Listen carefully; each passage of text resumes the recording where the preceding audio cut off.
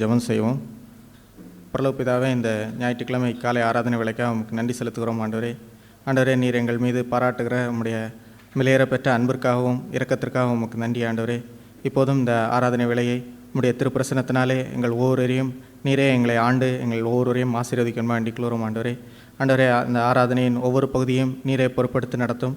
ஆண்டவரே, நாங்கள் இன்னும் அதிகமாய் உம்முடைய வார்த்தையை கேட்டு மனம் திரும்பவும் சீர்படவும் உமக்குள்ளே இன்னும் ஸ்திரப்படவும் ஊண்ட கட்டப்பட எங்கள் ஒவ்வொரு உதைத்தாரும் மீட்பரமாகிய இயேசு கிறிஸ்து மூலம் வேண்டிகள் பரலோக பிதாவே, ஆமென். ஹல்லேலூயா. நாம் முதலாவது பாடலாக பாடல் எண் 69 நாம் பாடுவோம். பாடல் எண் 69.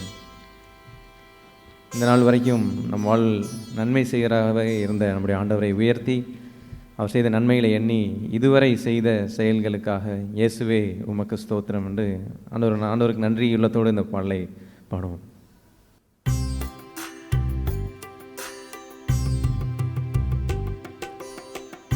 இதுவரை செய்த செயல்களுக்காக இயேசுவே உமக்கே ஸ்தோத்திரம், இயேசுவே உமக்கே ஸ்தோத்திரம். இதுவரை செய்த செயல்களுக்காக இயேசுவே உமக்கே ஸ்தோத்திரம், இயேசுவே உமக்கே ஸ்தோத்திரம்.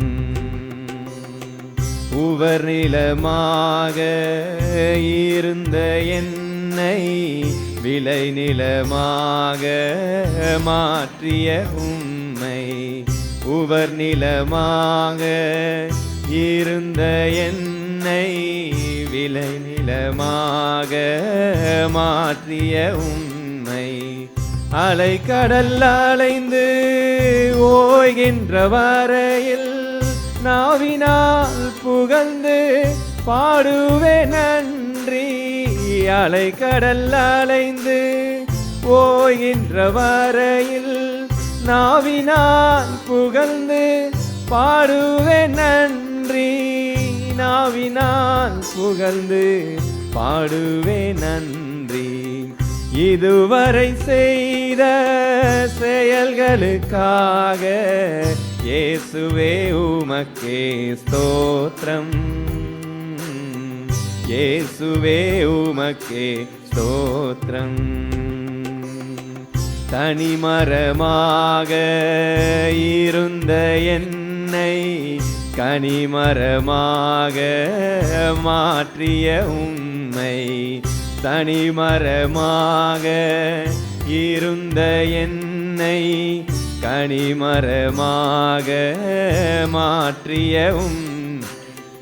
திசைகளும் கோள்களும் அசைகின்ற வரையில் இன்னிசை முழங்கியே பாடுவே நன்றி. திசைகளும் கோள்களும் அசைகின்ற வரையில் இன்னிசையில் முழங்கியே பாடுவே நன்றி, இன்னிசையில் முழங்கியே பாடுவே நன்றி. இதுவரை செய்த செயல்களுக்காக இயேசுவே உமக்கே ஸ்தோத்திரம், இயேசுவே உமக்கே ஸ்தோத்திரம். உம் சித்தம் செய்திட அழைத்தவர் நீரே, சொந்தமாய் என்னையே ஏற்றுக்கொள்வீரே. உம் சித்தம் செய்திட அழைத்தவர் நீரே, சொந்தமாய் என்னையே ஏற்றுக்கொள்வீரே.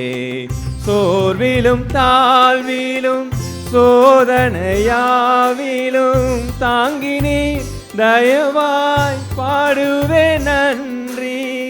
சோர்விலும் தாழ்விலும் சோதனையாவிலும் தாங்கி நீர் தயவாய் பாடுவே நன்றி, தாங்கி நீர் தயவாய் பாடுவே நன்றி.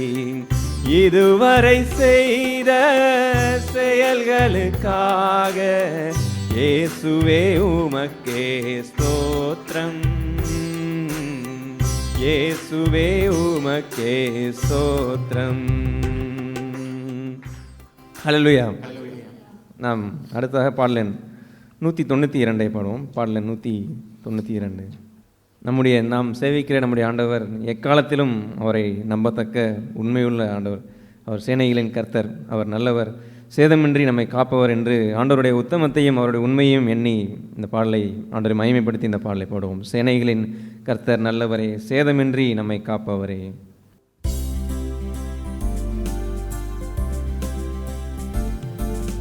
சேனைகளின் கர்த்தர் நல்லவரே, சேதமின்றி நம்மை காப்பவரே.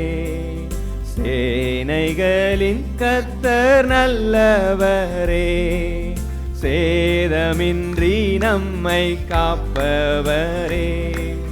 சோர்ந்திடும் நேரங்கள் தேற்றிடும் வாக்குகள் சோதனை வென்றிட தந்தருள்வார். சோர்ந்திடும் நேரங்கள் தேற்றிடும் வாக்குகள் சோதனை வென்றிட தந்தருள்வார். எக்காலத்தும் நம்பிடுவோம் திக்கற்ற மக்களின் மறைவிடம். பக்கபலம் பாதுகாப்பும் இக்கட்டில் இயேசுவே அடைக்கலம். பக்கபலம் பாதுகாப்பும் இக்கட்டில் இயேசுவே அடைக்கலம். வெள்ளங்கள் புரண்டு மோதினாலும் உள்ளத்தின் உறுதி அசையாதே. வெள்ளங்கள் புரண்டு மோதினாலும் உள்ளத்தின் உறுதி அசையாதே. 7 மடங்கு நெருப்பு நடுவிலும் இயேசு நம்மோடங்கு நடக்கின்றார். 7 மடங்கு நெருப்பு நடுவிலும் இயேசு நம்மோடங்கு நடக்கின்றார். எக்காலத்தும் நம்பிடுவோம் திக்கற்ற மக்களின் மறைவிடம். பக்கபலம் பாதுகாப்பும் இக்கட்டில் இயேசுவே அடைக்கலம். பக்கபலம் பாதுகாப்பும் இக்கட்டில் இயேசுவே அடைக்கலம். ஆழத்தினின்றும் நாம் கூப்பிடுவோம் ஆத்திரமாய் வந்து தப்புவிப்பார். ஆழத்தினின்றும் நாம் கூப்பிடுவோம் ஆத்திரமாய் வந்து தப்புவிப்பார். கப்பலின் பின்னணி நித்திரை செய்திடும் கர்த்தர் நம்மோடுண்டு கவலையேன். கப்பலின் பின்னணி நித்திரை செய்திடும் கர்த்தர் நம்மோடுண்டு கவலையேன். எக்காலத்தும் நம்பிடுவோம் திக்கற்ற மக்களின் மறைவிடம். பக்கபலம் பாதுகாப்பும் இக்கட்டில் இயேசுவே அடைக்கலம். பக்கபலம் பாதுகாப்பும் இக்கட்டில் இயேசுவே அடைக்கலம். காத்திருந்து பலன் பெற்றிடுவோம் கர்த்தரின் அற்புதம் கண்டிடுவோம். காத்திருந்து பலன் பெற்றிடுவோம் கர்த்தரின் அற்புதம் கண்டிடுவோம். ஜீவனானாலும் மரணமானாலும் நம் தேவனின் அன்பில் நிலைத்திருப்போம். ஜீவனானாலும் மரணமானாலும் நம் தேவனின் அன்பில் நிலைத்திருப்போம். எக்காலத்தும் நம்பிடுவோம் திக்கற்ற மக்களின் மறைவிடம். பக்கபலம் பாதுகாப்பும் இக்கட்டில் இயேசுவே அடைக்கலம். பக்கபலம் பாதுகாப்பும் இக்கட்டில் இயேசுவே அடைக்கலம். இயேசு நம் யுத்தங்கள் நடத்துவார், ஏற்றிடுவோம் என்றும் ஜெய கொடி. இயேசு நம் யுத்தங்கள் நடத்துவார், ஏற்றிடுவோம் என்றும் ஜெய கொடி. யாவையும் ஜெயித்து வானத்தில் பறந்து இயேசுவை சந்தித்து ஆனந்திப்போம். யாவையும் ஜெயித்து வானத்தில் பறந்து இயேசுவை சந்தித்து ஆனந்திப்போம். எக்காலத்தும் நம்பிடுவோம் திக்கற்ற மக்களின் மறைவிடம். பக்கபலம் பாதுகாப்பும் இக்கட்டில் இயேசுவே அடைக்கலம்.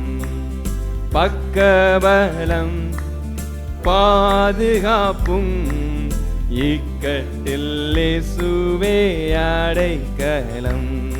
ஹல்லேலூயா. கடைசியாக பாடலின் 705 நாம் பாடுவோம். பாடலின் 705. நாம் ஆண்டவரோடு தொடர்ந்து நடந்த பாதையிலையும் நாம் எப்பொழுதும் நாம் ஆனந்திக்கத்தக்கது என்பது என்னவென்றால், இயேசு அற்புதர். எல்லா சூழ்நிலையிலையும் நம்மை வெற்றி காணும்படியாகவே நடத்தி வருகிற நல்ல ஆண்டவராகவே நம்மோடு இருந்திருப்பார். அப்படிப்பட்ட ஆண்டவருடைய மேன்மையும் வல்லமையும் எண்ணி அற்புதர் அற்புதர் இயேசு அற்புதர், அண்டினோர் வாழ்வை இன்பமாய் மாற்றும் இயேசு அற்புதர் என்று அன்றை மகிமைப்படுத்தி கரங்களை தட்டி இந்த பாடலை பாடுவோம்.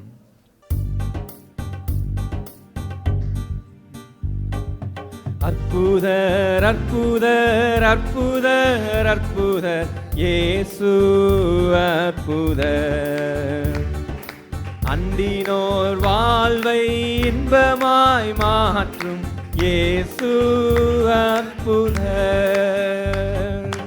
அற்புதர் அற்புதர் அற்புதர் அற்புதர் இயேசு அற்புதர், அண்டினோர் வாழ்வை இன்பமாய் மாற்றும் இயேசு அற்புதர். எல்லோரும் பாடுங்கள், கைத்தாளம் போடுங்கள், சந்தோஷத்துடனே சங்கீதம் பாடுங்கள். எல்லோரும் பாடுங்கள், கைத்தாளம் போடுங்கள், சந்தோஷத்துடனே சங்கீதம் பாடுங்கள். அற்புதர் அற்புதர் அற்புதர் அற்புதர் இயேசு அற்புதர், அண்டினோர் வாழ்வை இன்பமாய் மாற்றும் இயேசு அற்புதர். எத்தனை துன்பங்கள் நம்மில் வந்த போதும் தீர்த்த இயேசு அற்புதர். எத்தனை தொல்லைகள் நம்மை சூழ்ந்த போதும் காத்த இயேசு அற்புதர். எத்தனை துன்பங்கள் நம்மில் வந்த போதும் தீர்த்த இயேசு அற்புதர். எத்தனை தொல்லைகள் நம்மை சூழ்ந்த போதும் காத்த இயேசு அற்புதர். உலகத்தில் இருப்போனிலும் எங்கள் இயேசு பெரியவர் அற்புதரே. உலகத்தில் இருப்போனிலும் எங்கள் இயேசு பெரியவர் அற்புதரே. உண்மையாய் அவரை தேடும் யாவருக்கும் இயேசு அற்புதரே.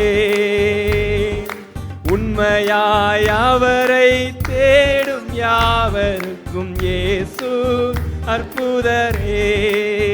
எல்லோரும் பாடுங்கள், கைத்தாளம் போடுங்கள், சந்தோஷத்துடனே சங்கீதம் பாடுங்கள். எல்லோரும் பாடுங்கள், கைத்தாளம் போடுங்கள், சந்தோஷத்துடனே சங்கீதம் பாடுங்கள். அற்புதர் அற்புதர் அற்புதர் அற்புதர் இயேசு அற்புதர்.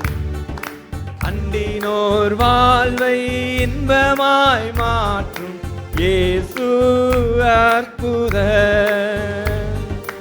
அலைக்கடல் மேலே நடந்தவர் எங்கள் இயேசு அற்புதர்.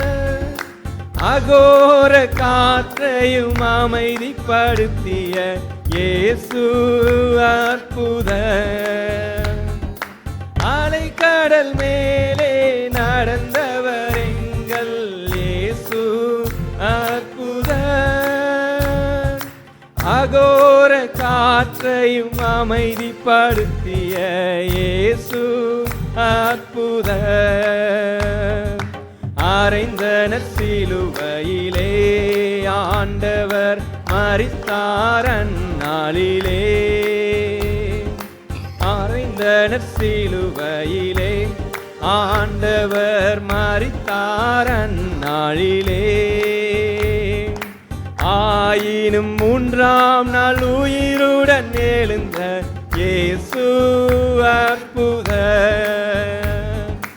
ஆயினும் மூன்றாம் நாள் உயிருடன் எழுந்த இயேசு அற்புதர். எல்லோரும் பாடுங்கள், கைத்தாளம் போடுங்கள், சந்தோஷத்துடனே சங்கீதம் பாடுங்கள். எல்லோரும் பாடுங்கள், கைத்தாளம் போடுங்கள், சந்தோஷத்துடனே சங்கீதம் பாடுங்கள். அற்புதர் அற்புதர் அற்புதர் அற்புதர் இயேசு அற்புதர்.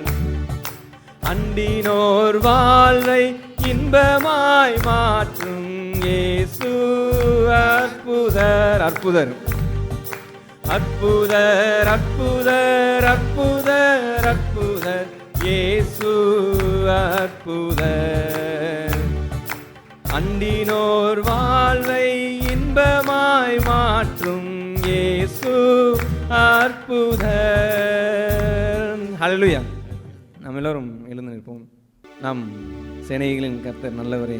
எல்லா சூழ்நிலையிலையுமே அவர் நல்லவராக நம்மோடு இருந்து, நம்ம எல்லா துன்பத்தின் நேரத்திலையும் நம்மோடு இருந்து எல்லாத்தையும் ஜெயம் காணும்படியாகவே நடத்தின நம்முடைய ஆண்டவர். அவரை அன்புகிறீர் நமக்கோ எல்லாமே சகலமும் நன்மைக்கு ஏதுவாகவே நடப்பிக்கிற நம்முடைய ஆண்டவர். எல்லா காரியங்களும் ஒரு காரியமும் அவரை அண்டினோருக்கு குறைபடுவதில்லை. அவர் அனுமதிக்காமல் ஒரு காரியமும் நடைபெறுவதும் இல்லை. அப்படிப்பட்ட கண்ணும் கருத்துமாய் நம்ம இந்த மட்டும் நடத்தின நம்முடைய ஆண்டவரை எல்லோரும் இறைத்தின் ஆழத்திலிருந்து மத்தியில் வாசமாக இருக்கிற ஆண்டவரை உயர்த்தி இந்த ஆண்டவருக்கு மகிமையும் செலுத்த கிடவோம். Thank you Jesus, praise you father. அப்பா, நீர் எங்களை கரம் பிடித்த நாள் முதற்கொன்று ஆண்டவரை எந்த நாள் வரைக்கும் எவ்வளவு உத்தமம் உண்மையுமாக எங்களை நடத்தியிருக்கிறீங்களே, அதற்காக நன்றி. நீர் எங்கள் வாழ்க்கையில் அனுமதித்த எல்லா காரியங்களும் ஆண்டவரே இருதயத்தின் ஆழத்திலிருந்து சொல்ல முடியும். ஆண்டவரே, நீங்கள் நன்மைக்கு எதுவாக தான் நடத்திருக்கீங்க. நன்றி நன்றி, துதிக்கிறோம், ஸ்தோத்திரிக்கிறோம். ஆண்டவரே, நீர் நல்லவர் என்ற பண்பு எங்கள் வாழ்க்கையில் ஒரு நாளுமே மாறாக தான் இருந்திருக்கு. நீர் சர்வ வல்லவர் என்ற பண்பு எங்கள் வாழ்க்கையில் ஒரு நாளும் மாறாததாகவே இருந்திருக்கிறதே. நன்றி நன்றி அப்பா. எத்தனையோ குறை உள்ள பொழுதும் பலனற்ற பொழுதும் ஆண்டவரே, நீர் எங்களை ஆண்டவரை தூக்கி எடுத்து அப்பா எங்களை முன்னேறி செல்லும்படியாக உற்சாகப்படுத்தி அப்பா எங்களை நடத்தி நம்முடைய கிருபைக்காக தயவிற்காக நன்றி நன்றி. துதிக்கிறோம், ஸ்தோத்திரிக்கிறோம் ஆண்டவரே. இதயத்தின் ஆழத்திலிருந்து உயர்த்துகிறோம் அப்பா. Thank you Jesus, praise you father. Thank you lord Jesus, thank you. கரம் பிடித்து நடத்துகின்றீர், காலமெல்லாம் சுமக்கின்றீர். கரம் பிடித்து நடத்துகின்றீர், காலமெல்லாம் சுமக்கின்றீர். நன்றி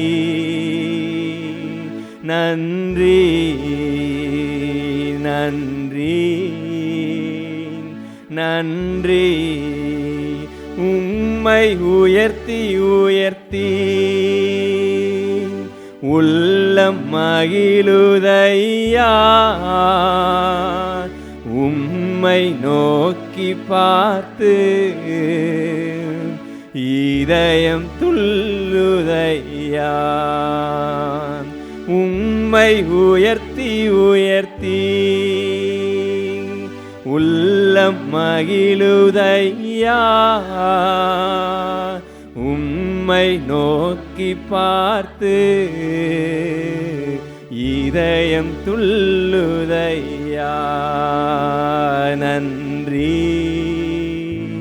நன்றி நன்றி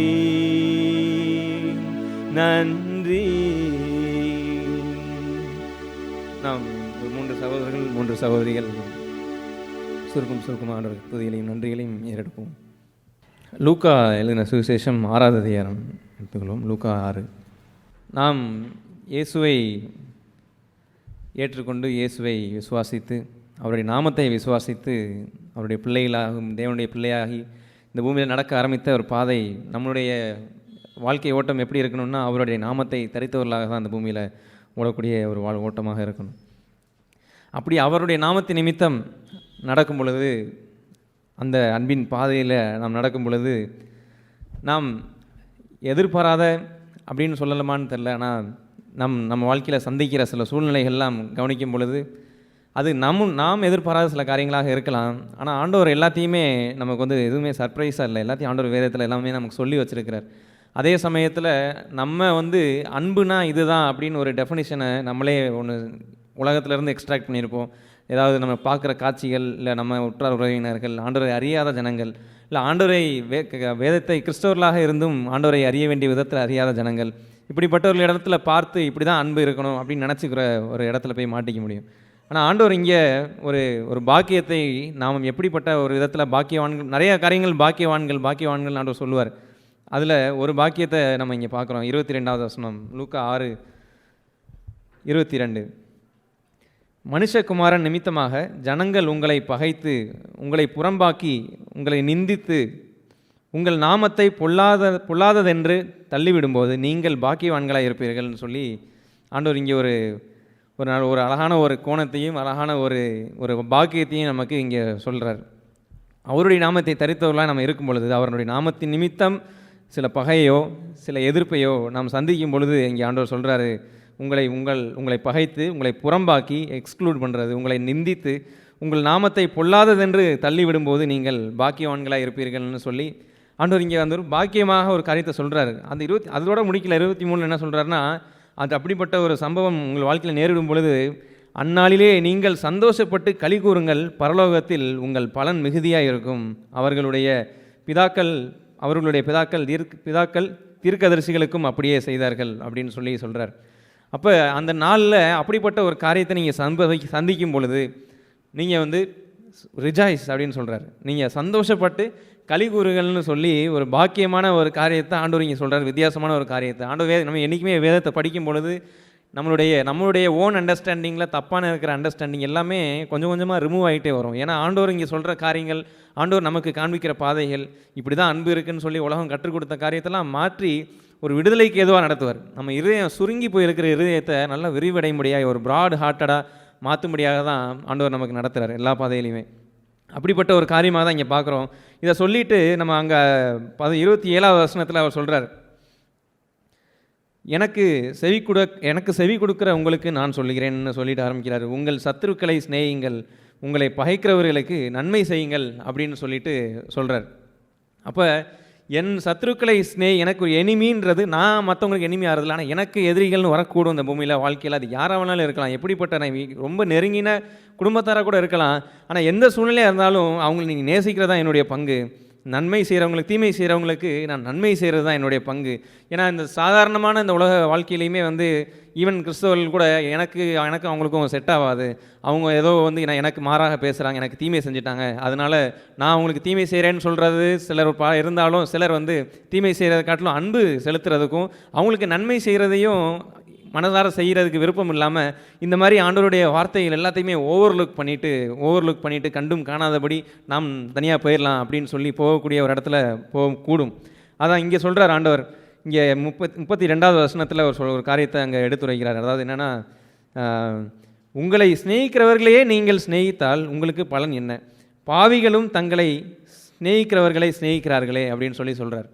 அப்போ ஒருத்தன் என்னை நேசிச்சுட்டே போகிறான். இந்த உலகத்தில் எல்லாருமே வந்து ஒரு ஐக்கியம் கிளப்புன்னு சொல்லி வச்சுக்கிட்டு எல்லாருமே ஒரு என்னையும் அவங்க நேசிக்கிறான், நான் அவனை நேசிக்கிறேன். ரொம்ப சிம்பிளாக இருக்குது. இது உலகத்தான் கூட சாதாரணமாக செய்கிற ஒரு காரியம். நம்ம ஏதோ நாம் ஒரு தெய்வ அன்போடு நேசிக்கிறது போல் நினச்சிட்டு எப்போ அது உண்மையான டெஸ்ட்டாக மாறுது அப்படின்னா, எனக்கு அவர்கள் எதிரியாக மாறும் பொழுது, இல்லை நான் நினைக்கும்படி அவங்க என்னை நினைக்காத பொழுது, இல்லை அவர்கள் என்னை வெறுக்கும் பொழுது, இல்லை எனக்கு அவர்கள் தீமை செய்யும் பொழுது, அப்போ தான் அது உண்மையான லவ்வுக்குரிய டெஸ்ட்டே அங்கே வருது. இதுதான் என் இடத்துல என்ன நிலைமையில் இருக்கிறேன் அப்படின்றத பார்க்கறதுக்கான சூழ்நிலையே அப்படிப்பட்ட ஒரு தருணங்கள் வரும் பொழுது தான். அப்படிப்பட்ட ஒரு தருணம் வரும் பொழுது ஆண்டவர் சொன்னது போல், அந்நாளிலே நமக்கு தீமை செய்கிற ஆண்டவர் நாமத்து நிமித்தம் நமக்கு போகிற பாதையில் நமக்கு தீமை நடக்கிற அந்த நாளிலே லீப் ஃபார் ஜாய் அப்படின்னு சொல்லியிருக்கு. சந்தோஷப்பட்டு களி கூறக்கூடிய ஒரு நாள். ஏன்னா அதெல்லாம் ஒரு opportunity for me to express the love. அந்த டைமில் தான் நான் உண்மையான தெய்வ அன்பு என்னன்றதை அறிஞ்சு, அப்போ நான் பார்க்கும் பொழுது ஃபஸ்ட்டு நம்ம ஒரு கிறிஸ்தவன் உண்மையாக உணரும் பொழுது என்ன சொல்ல முடியும்னா, என்னிடத்துல இந்த அன்பு 1% கூட இல்லை, என்னால் நேசிக்க முடியல, இப்படி தீமை செய்யும் பொழுது என்னால் நன்மை செய்ய முடியல, இப்படிப்பட்ட ஒரு காரியம் எனக்கு நடக்கும் பொழுது என்னை வெறுக்கிறவர்களை என்னால் நேசிக்க முடியல, என்னை வெறுக்கிறவங்களுக்கு நன்மை செய்ய என்னால் முடியல, இது இப்படிப்பட்ட ஒரு தரித்திரமான ஒரு நிலையில் இருக்கிறேன்றதை தான் ஒரு கிறிஸ்தவன் உண்மையான இதயத்தோடு நடக்கிற ஒரு கிறிஸ்தவன் ஒத்துக்கொள்வான். அப்பொழுது தான் அவன் நானே செடி என்று சொன்ன ஆண்டவர் இடத்துல திரும்பி போய், ஆண்டவரே எனக்கு இந்த இடத்துல நேசிக்கணும், ஆண்டவரே இவங்களை நேசிக்கணும், இப்படிப்பட்ட இடத்துலையும் அவங்கள நான் நேசிக்கணும், இந்த இடத்துலையும் நான் அவங்கள மன்னிச்சு இவங்களுக்கு நான் தீமை செஞ்ச இடத்துல நன்மை செய்யணும். மாறா இப்படிப்பட்ட ஒரு அழகான ஒரு வாழ்க்கையை எங்களுக்கு கொடுத்துருக்குறீங்க, இந்த வாழ்க்கைக்கு வாழக்கூடிய பலன் எனக்கு தாங்க ஆண்டவரே அப்படின்னு சொல்லி ஆண்டவர்கிட்ட திரும்பக்கூடிய ஒரு பாக்கியமான லைஃபையே அங்கே தான் அந்த சீக்ரெட்டை ரியலைஸ் பண்ணுறோம். அப்போ இங்கே ஆண்டவர் சொல்கிற ஒரு காரியத்தை பார்க்கணும்னு ஆச்சரியமாக இருக்கும். இந்த காரியங்கள்லாம் படித்து பார்க்கும்பொழுது எனக்கு உண்மையிலே இதயத்தில் ரொம்ப சேலஞ்சாக எடுத்து இப்படி நான் வாழணும் ஆண்டவரேன்னு இதயத்தில் எழுதி ஒரு சின்ன பாடல் வரிகள் போலலாம் எழுதி வச்சுருந்தேன். நான் எனக்கு எதிர்பார்த்து கொடுக்குற என்னுடைய அன்பாக இருக்கக்கூடாது ஆண்டவரே, என்னுடைய அன்பு நான் கொடுக்குறேன்னா அது திரும்பி வரலனாலும் பரவாயில்ல, நான் கொடுத்துட்டே இருக்கணும், அதுதான் என்னுடைய அன்பாக இருக்கணும். இந்த இடத்துல நான் 100% தேறிட்டேன்னு சொல்லலை, ஆனால் இந்த இடத்துல இதுதான் என்னுடைய டெஸ்டினேஷன், இப்படிப்பட்ட அன்பு தான் எனக்கு வேணும், எனக்கு உதவி செய்யன்றது தான் என்னுடைய இதயத்தின் பாரமாகவும், இது பெரிய சேலஞ்சாகவும் ரொம்ப சந்தோஷம் கொடுக்கக்கூடிய ஒரு விடுதலையை கொடுக்கக்கூடிய ஒரு காரியமாக தான் நான் தியானிக்கும் பொழுது நான் அதை பார்த்தேன். அப்போ 33 அவர் சொல்கிறாரு, உங்களுக்கு நன்மை செய்கிறவர்களுக்கே நீங்கள் நன்மை செய்தால் உங்களுக்கு பலன் என்ன? எனக்கு எல்லாமே நன்மை செய்கிறாங்க, அப்போ நானும் திரும்ப நன்மை செய்கிறேன்றது இது உலகத்தில் பாவிகளாக இருக்கிற யாராக இருந்தாலும் இதை செய்கிறாங்க. இதில் ஒரு மேன்மையே கிடையாது, இதில் ஒரு மேன்மை பாராட்டக்கூடிய ஒரு காரியமே கிடையாதுன்றதெல்லாம் அப்படியே என்னுடைய தரித்திரத்தை வெளிப்படையாக காட்டக்கூடியதாக இருக்குது. ஏன்னா ஒருத்தவங்க தீமை செய்யும் பொழுது தான் என்னுடைய இருதயத்தில் இருக்கிற தாட்ஸ், என்னுடைய இருதயத்தில் இருக்கிற வெளிப்பிரகாரமாக செயலாக செய்யாட்டினா கூட நம்ம இருதயத்தில் என்னென்னலாம் எண்ணங்கள் ஓடுதுங்கிறத பார்க்கும் பொழுது அவ்வளவு தரித்திரத்தில் இருக்குமே அப்படின்றத ரியலைஸ் பண்ண முடியுது. அடுத்து சொல்கிறார் 34, திரும்பி கொடுப்பார்கள் என்று நம்பி நீங்கள் கடன் கொடுத்தால் உங்களுக்கு பலன் என்ன அப்படின்னு சொல்கிறார். திரும்ப தங்களுக்கு கொடுக்கப்படும்படியாக பாவிகளுக்கு கடன் கொடுக்கிறார்களே அப்படின்னு சொல்கிறார். இங்கே ஒரு கடன் கொடுக்குற ஒரு காரியத்தில் கூட என்ன சொல்கிறாருன்னா, நம்ம கொடுக்கும் பொழுது இவங்ககிட்ட கொடுத்தா எனக்கு திரும்ப காசு வந்துடும் இந்த நாளுக்குள்ளார அப்படின்னு நம்பி இப்படி இருக்கிறவங்ககிட்ட தான் நான் கொடுக்கணும்னு சூஸ் பண்ணி கொடுக்குறது சாதாரண உலகத்தில் எல்லாரும் கூட செய்கிறாங்க.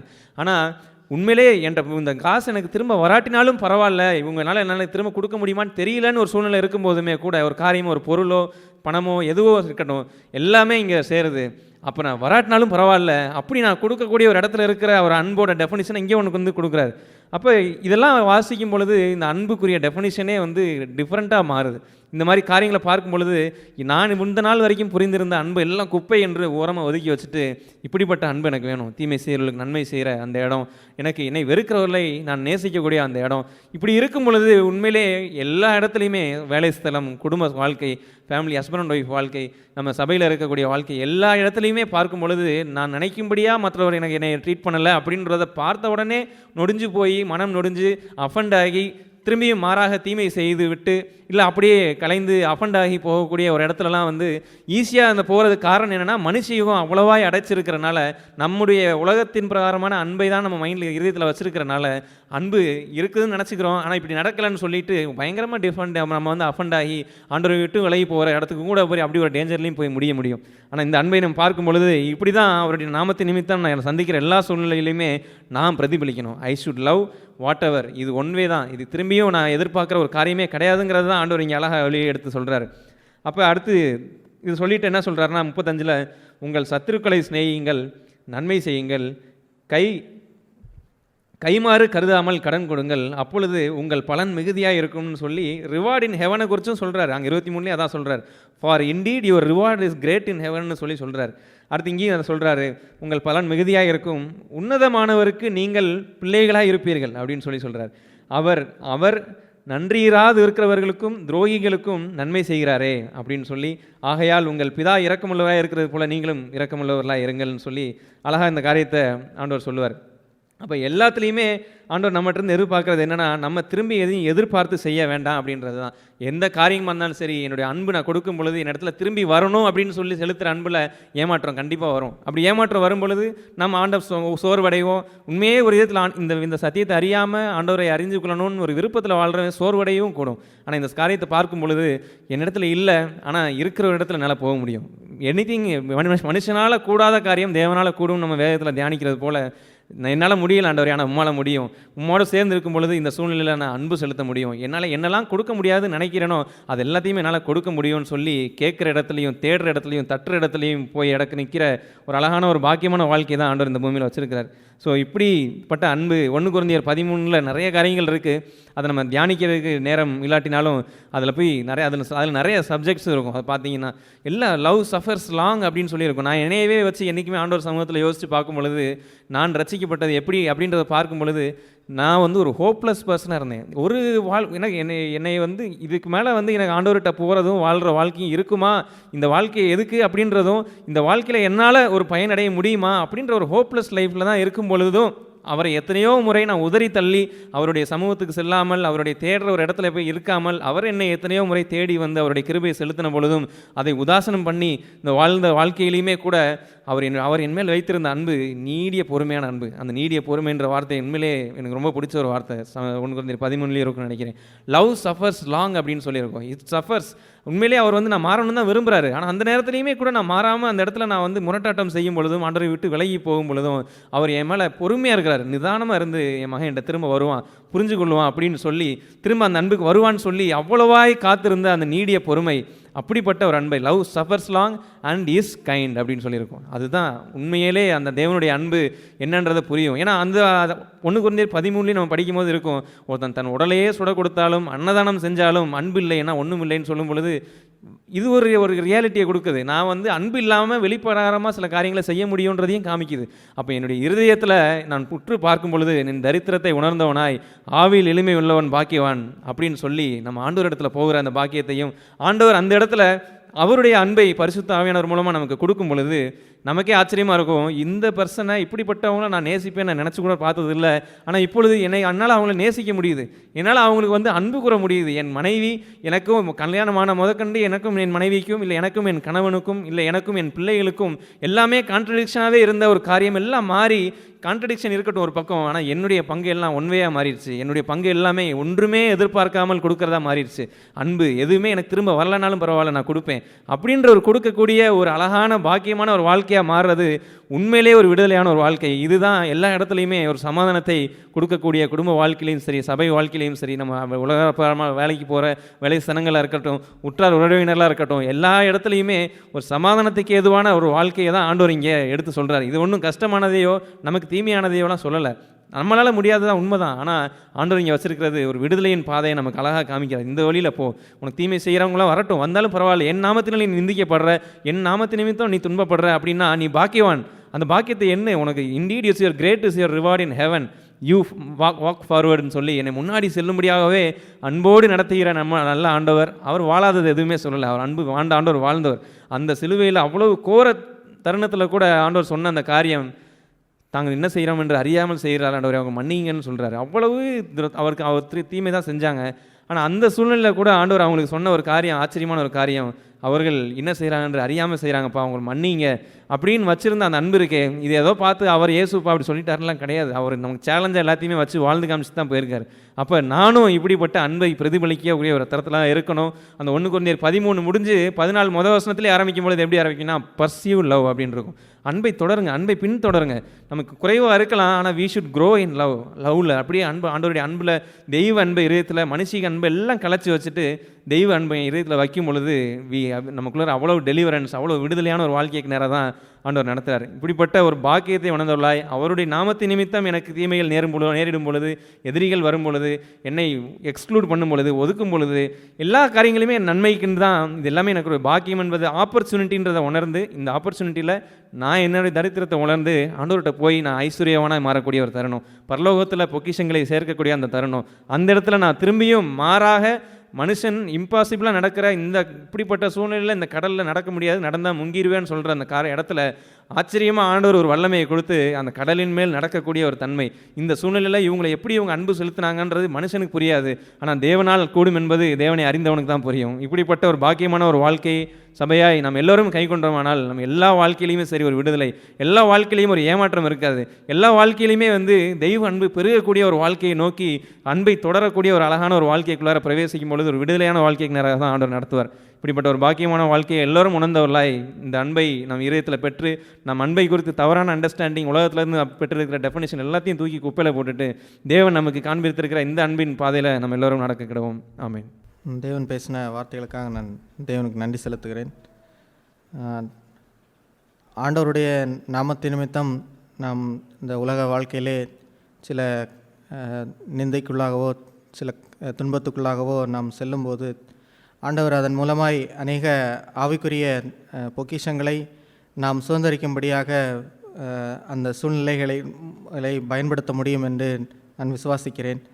ஆனால் அதுபோன்ற சூழ்நிலைகள் வரும்போது அதிலே நான் தேவனை பார்ப்பதை விட்டுவிட்டு சூழ்நிலையை பார்க்கிறவனாகவோ என்னுடைய மனுஷீகத்தை என்னுடைய மாம்சத்தை பேணி என்னுடைய ஆத்திரத்துக்கோ அதற்கு இடம் கொடுக்கிறவனாக இருந்தால் அந்த சூழ்நிலையிலே தேவன் எனக்கு தரக்கூடிய அந்த ஆவிக்குரிய ஆசீர்வாதங்களை நான் இழந்து விடுவேன். நாம் மத்தேயு 6வது அதிகாரம் 46வது வசனத்திலே படிக்கிறது போல, உங்களை சிநேகிக்கிறவர்களையே நீங்கள் சிநேகிப்பீர்களானால் உங்களுக்கு பலன் என்ன, ஆயக்காரரும் அப்படி செய்கிறார்கள் அல்லவா. அதற்கு பின்பாக 48வது வசனத்திலே, ஆகையால் பரலோகத்தில் இருக்கிற உங்கள் பிதா பூரண சர்க்குணராய் இருக்கிறது போல நீங்களும் பூரண சர்க்குணராய் இருக்க கடவீர்கள். அதுபோன்ற அந்த சூழ்நிலைக்குள்ளாக செல்லும்போது அன்பு கூற கஷ்டமாக இருக்கிற ஒரு இடத்திலே செல்லுகிற போதும் அந்த பூரண சர்க்குணராய் இருக்கிற பிதாவினிடத்திலே அவரிடத்திலே சென்று அவருடைய பலனை பெற்று நானும் அந்த இடத்திலே பூரண சர்க்குணராய் இருக்க கடவீர்கள் என்ற ஒரு பகுதியை நான் கைக்கொண்டு வாழ விரும்புகிறேன். அப்படி இல்லாதபடி என்னுடைய மனுஷீகத்துக்கும் என்னுடைய பார்வைக்கு நான் ஜீவிக்கிற என்னுடைய சுயத்தின்படி நான் சென்ற ஒரு இடத்துக்கு சென்று விட்டேன் என்றால் அந்த இடத்திலே அந்த பிதாவை போல் பூரண சர்க்குணராய் மாறுகிற ஒரு பாக்கியத்தை நான் இழந்து விடுவேன் என்று உணர்ந்திருக்கிறேன். எனவே வரும் நாட்களிலே தேவன் அனுமதிக்கிற ஒவ்வொரு சூழ்நிலையிலையும் அந்த பூரண சர்க்குணராய் பிதா இருக்கிறது போல அவருடைய அந்த சர்க்குணத்தை நானும் பெற்று அவருடைய பலனை பெற்று அந்த இடத்திலே நானும் பூரண சர்க்குணராய் மாற விரும்புகிறேன். தேவன் அப்படி வாழ உதவி செய்வார்னு நம்பிக்கை இருக்கிறேன். ஆமாம். கர்த்தருடைய பரிசுத்த நாமத்துக்கு ஸ்தோத்திரம். சகோதரர்கள் மூலமாக கர்த்தர் பேசின வார்த்தைக்காக கர்த்தருக்கு நன்றி செலுத்துகிறேன். உங்களை பகைக்கிறவர்களே ஸ்நேகிங்கள், சபிக்கிறவர்களே ஆசீர்வதியுங்கள் அப்படின்னு ஆண்டவர் நமக்கு சொன்ன வார்த்தையை அவரோட சகோதரர் சொன்ன போல் அவரோட வலியின் உச்சத்திலும் அவமானத்தின் உச்சத்திலும் அவர் எல்லாரையும் நேசித்து அவர்களுடைய மன்னிப்புக்காக வேண்டி ஒரு பெரிய முன்மாதிரியை எனக்கு முன்னாடி வச்சுட்டு போயிருக்காரு நான் விசுவாசிக்கிறேன். அதனால் எனக்கு சாக்கு சொல்லவோ அதிலிருந்து தப்பிச்சு போகவோ வழி இல்லை. அந்த பகை எப்படி ஆண்டவரே நாமத்து நிமித்தமாக வரலாம், சில நேரம் காரணம் இல்லாமலும் வந்த பகையாகவும் இருந்திருக்கு. ஆனால் அந்த பகையின் பாதையிலையோ இல்லை அந்த ஒரு முரண்பாட்டுக்குள்ளே நம்ம செல்லும்போது நிறைய நேரங்களில் திருப்பியும் நியாயம் கேட்குறதும் அதற்கான மனுஷிகமாக ஒரு அவர்களை விடுதலை செய்யாமல் இவங்கள்ட்ட நான் இவங்களுக்கு ஒரு பாடம் கற்பித்து தீருவேன், இல்லை இதில் என்னோடய நியாயத்தை நான் எடுத்து சொல்லுவேன் அப்படின்னு நான் நிறைய நேரங்களில் ஆண்டவரோட நான் தர்க்கம் செஞ்சது உண்டு. ஆனால் தேவன் தாமே எனக்கு நிறையா விஷயங்கள் நினைவூட்டுறது என்னென்றால், தேவன் எப்படி நான் பாவியாக இருந்தப்போ எப்படி என் மேல் பொறுமையாக இருந்து எல்லா சூழ்நிலையும் என்னை மன்னித்து எப்படி என்னை ஒரு சின்ன குழந்தையை நடத்தின மாதிரி நடத்தி கொண்டு போய் ஒவ்வொரு இடத்தையும் காமிச்சு என்னை வழி நடத்தி சென்றாருங்கிறத எப்போவுமே எனக்கு தேவன் நினைவூட்டி கொண்டே இருப்பார். அப்போது எனக்கு அது அவர்களை மன்னிக்க ரொம்ப லகுவாகவும் ஈஸியாகவும் இருந்திருக்கு. தேவன் அந்த கிருபையை நிறைய நேரம் எனக்கு கொடுத்துருக்கார். அதே நேரத்தில் இந்த பகை வந்து ஒரு அந்நியராக இருக்கும்போது ரொம்ப எளிதில் எனக்கு அதை கடந்து போக ஈஸியாக இருந்துச்சு. அதே இது ஒரு ரொம்ப பக்கத்தில் உள்ளவங்க, ஒரு குடும்பத்தில் உள்ளவங்கன்னு வர்றப்போ அது பகையாக இருக்காது, ஏதோ அவங்க மேலே நம்ம வச்ச ஒரு எதிர்பார்ப்பாக இருக்கும். அந்த எதிர்பார்ப்பு வந்து பொய்த்து போகும்போது மனுஷிகத்தில் பயங்கரமான ஆத்திரங்களும் கோபங்களும் வரும். அதை நிமிஷம் நிறைய தர்க்கங்களில் கூட ஈடுபட்டிருக்கேன். ஆனாலும் தேவன் தாமே கிருபையாக அதை மன்னித்து ஒவ்வொரு சூழ்நிலையிலும் எப்படி தேவன் எனக்கு மன்னிச்சாரோ அதே போல் அந்த பொறுமையும் நம்ம சகோதரர் சொன்ன போல் அவர் எப்படி பூரண சர்க்குணராக இருக்கிறதோட நம்மளும் அந்த சர்க்குணத்தை நோக்கி முழுமையாக நடந்து போக தேவன் ஒவ்வொரு தடவையும் கிருபை செஞ்சுருக்கார். இந்த தெய்வீக வாழ்வில் மேலும் மேலும் வளர தேவன் எனக்கு கிருபை செய்யணும், நம்ம எல்லோரும் கிருபை செய்யணும், கிருபை செய்வார்னு விசுவாசிக்கிறேன். மனுஷிய அன்பு என்று கூறுவது நாம் அந்த லூக்கா 6 வாசித்ததை போல் உங்களை சிநேகிக்கிறவர்களே நீங்கள் சிநேகித்தால் என்று கூறுகிற அந்த வாழ்க்கையை தான் மனுஷர்கள் அந்த அன்பாய் வைத்திருக்கிறார்கள். நான் அன்பாக இருக்கிறேன் என்று அவர் சொல்லுவார்கள்.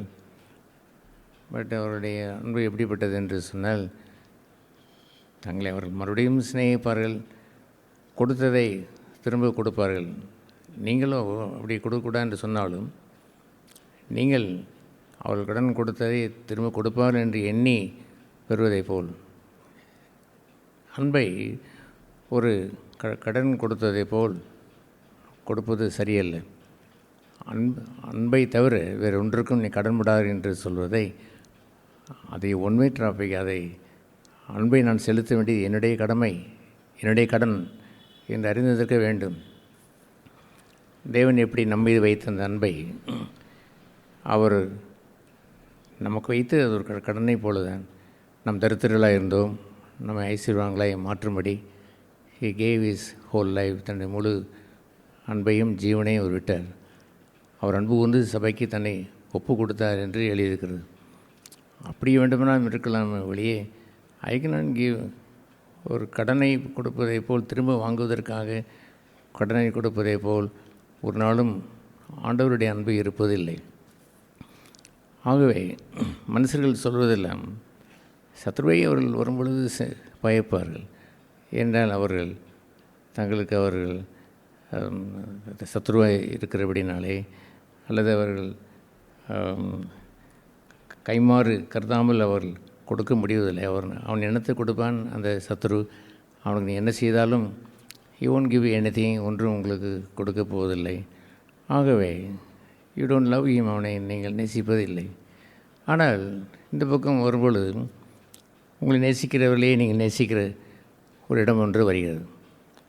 இப்படி தான் அவர்கள் ஒரு ராட்டினம் சுற்றினதை போல் தே லவ் சம் பீப்புள், நேசிக்கிறார்கள். I have love for God, இவனுக்கு அன்பு வைத்திருக்கிறோம், நான் ஒருவரை நேசிக்கிறோம் என்று சொல்லிக்கொள்வார்கள். when they turn to ஒரு கைமாறு கருதுகிற இதை போல் நீங்கள் எதிர்பார்த்த இடத்தில் ஒன்றும் வரவில்லை என்றால் யூ ஹேட் ஹிம், அவரை நீங்கள் பகைக்க நீங்கள் தொடங்கி விடுகிறீர்கள். நேரத்திலேயே மெரிகோ ரவுண்ட், அப்படித்தான் ஜனங்கள் ஒரு ராட்டினத்தில் சுற்றி கொண்டே இருந்து கொண்டு they think that they are good Christian, நல்ல கிறிஸ்தவர்கள் என்றும் அவர்கள் தங்களை எண்ணி போற்றிக் கொள்வார்கள். ஆனால் ஆண்டவரோ அதை மறுத்தார். அதை மறுத்து அவர் இந்த பூமியிலே அவர் கொண்டு வந்தது என்னவென்றால், he brought the divine love, திவ்ய அன்பை அவர் கொண்டு வந்தார். அவருடைய ரத்தம் நம்மை மன்னிக்கும்படி இந்த பூமியிலே அவர் வந்தது. நாம் பகைஞராக இருந்த பொழுது, நாம் சத்துருக்களாக இருந்த பொழுது he loved us, நம்மை நேசித்தார். இத்தனையும் குவாலிட்டியோடு அவர் வந்து தான் நம்மை அவருடைய நாமத்தின் மேல் விசுவாசம் உள்ளவர்களாய் அவரை நமக்கு தந்தருளி இவ்வளவாய் நம்மை அவர் அன்பு கூர்ந்தார் என்று சொல்கிற அந்த சென்ட்ரல் பாயிண்ட் காட், தெய்வ அன்பு என்று இருக்கிறதே, அது இல்லை என்றால் இந்த மனுஷிய ராட்டினத்தில் தான் இந்த உங்கள் பக்கத்தில் உள்ளவர்கள், பக்கத்தில் உள்ள கிறிஸ்தவர்கள் எல்லோரும் சுற்றி கொண்டே இருக்கிறார்கள். மனுஷிய அந்த அன்பைத்தான் வைத்திருக்கிறார்கள். என்ன கைமாறு கிடைக்கும் என்று எதிர்பார்த்து தான் அன்பு கூறுகிறார்கள். அல்லாமல் நீங்கள் அன்பு கூர்ந்தாலும் சரி, அன்பு கூறாட்டாலும் சரி, இட் இஸ் மை நேச்சர், ஒரு ஆற்றிலே போய் நீங்கள் அள்ளி கோரி நீங்கள் அதை குடிக்கும் பொழுது அது குடித்தவன் யார் என்று பார்ப்பதே இல்லையே. அது ஏராளம் இருக்கிறது. சலசலவென்று ஓடுகிற அந்த ஏராளமான அன்பு என்பது வேறு. நீங்கள் பிசினித்தனமாய் உங்களை அன்பு கூறுகிறவர்களையே மாத்திரம் அன்பு கூறுவதற்கு நீங்கள் கற்றுக்கொண்டு நாங்கள் அன்பாக இருக்கிறோம் என்று சொல்லிக்கொள்கிறீர்களே, அந்த மனுஷிய அன்பை காட் ரிஜெக்ட் தேன், தேவன் அதை மறுக்கிறார். ஆகவே தான் இந்த பூமியிலே அவர் வந்தபொழுது அவர் எதை அவர் கொண்டு வந்தார், இவ்வளவாய் நம்மை அன்பு கூர்ந்தார் என்று சொல்வது, பாவிலாகி நம்மை அன்பு கூர்ந்தார். நாம் சத்துருக்களாக இருக்கும் பொழுது, ரோமரிலே எழுதும் பொழுது நம்மை அன்பு கூர்ந்தார். when we get the divine love, அந்த திவ்ய அன்பை நாம் பெறும்பொழுது தான் இந்த லவ் அன்பானது அந்த நித்திய ஜீவனுக்குரிய அந்த இருதயத்திலிருந்து ஓடுகின்ற அந்த ஜீவன் நதி போல் ஓடத் தொடங்கி விடுகிறது. Anybody can drink that, anybody can come to me, they can drink this love என்று நிபந்தனை இல்லாமல் அந்த அன்பை அவர்கள் கொடுத்து விட முடியும். வித்தவுட் திஸ் டிவைன் டிசெண்டன்ட், அந்த மேலே இருந்து வரக்கூடிய அந்த திவ்யம் உங்களுக்கு வரவில்லை என்றால் கண்டிப்பாக உங்களுடைய அன்பிலே மானிட அன்பு தான் நிலைத்திருக்கும். ஒருவேளை நீங்கள் ஞானசனம் எடுத்து விட்டேனே, அபிஷேகம் பெற்று விட்டேனே இருக்கலாம், ஞானசனம் எடுத்திருக்கலாம், அபிஷேகம் பெற்றிருக்கலாம், யூ டன் so many, நீங்கள் வேதம் வாசித்திருக்கலாம், ஜெபித்திருக்கலாம், ஊழியங்களை கூட செய்து கொண்டே இருக்கலாம். ஆனால் where is the divine love, திவ்ய அன்பு என்று தான் இந்த கடைசியிலே ஆண்டவர் கேட்பார். அந்த திவ்ய அன்பை நீங்கள் காண்பித்தாங்க. ஆகவே எல்லோரையும் போல் ஒரு ராட்டினம் சுற்றி கொண்டு இருக்கிறேன். இது என்னவென்று சொன்னால், உன்னை நேசிக்கிறவர்களே நேசிக்கிறோம். ஒரு சின்ன சர்க்கிளை உருவாக்கி கொண்டு நம்முடைய நேசம் குறுக்கி கொண்டு வாழ்கின்றதையும் சில சபையார் அதை கை கொண்டு வாழ்கிறார்கள்.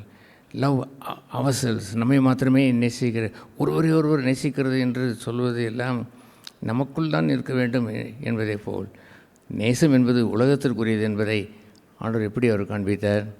If you love one another, the world will know that, இந்த உலகம் அறியும் that you are my disciples. உலகத்திற்கே தெரியக்கூடிய அந்த பிரகாசம் என்று இருக்கிறதே, அது இல்லாமல் தங்களுக்குள்ளேயே நேசித்து கொள்வதோ அல்லது இவனை பகைப்பது, அவனோடு பேசாமல் இருப்பது, இவனை ஒதுக்கி வைத்துக் கொள்வது என்றெல்லாம் இருப்பதில்லை. அது தெய்வத்துவத்துக்குரிய பண்பு என்று வரும்பொழுது ஆண்டவர் ஒரு கோடை வைத்திருப்பார். அதில் வெள்ளாடு என்று இருப்பார். சில ஆடுகளை அவர் செம்மறி ஆடு என்று சொல்லுவார். That is another thing, another point is God has to do then. அதை தேவன் செய்வார். அதுபோன்ற காரியங்களை தவிர ஒரு நாளும் அது வேறுபாடு அதை எந்த விதத்திலையும் அவர் காட்டவே மாட்டார். ஆகவே did you get that divine love from God, அந்த திவ்ய அன்பை நீங்கள் பெற்றீர்களாம். அவ்வாறு நீங்கள் பெறும்பொழுது தான் சில என்று அது ஏராளமாய் அந்த அன்பானது அந்த ஜீவன் நதி போல் அது பாய்ந்து செல்லும். அந்த அன்பு ஒரு காலம் ஒழியாது. எப்பொழுது இந்த சிந்து நதி நின்று விடும் என்று கேட்டால், சிந்து நதி ஒரு நாள் இருக்காது. நீ அடைத்து போட்டால், எங்கேயாவது அடைத்து போட்டால் அந்த வாய்க்காலைத்தான் அடைக்கலாமே ஒழிய சிந்து நதியை அடைக்க இயலாது என்று இப்பொழுது பேப்பரில் இந்த பாகிஸ்தான் போரை வைத்து ரிப்போர்ட் வந்ததை பார்த்ததில்லையோ? சிந்து நதி யார் நிறுத்த முடியும்? அது போய்கொண்டே தான் இருக்கும். அது அந்த நதியை அடைத்து போடுவதற்கு ஒன்றும் இருப்பதில்லை.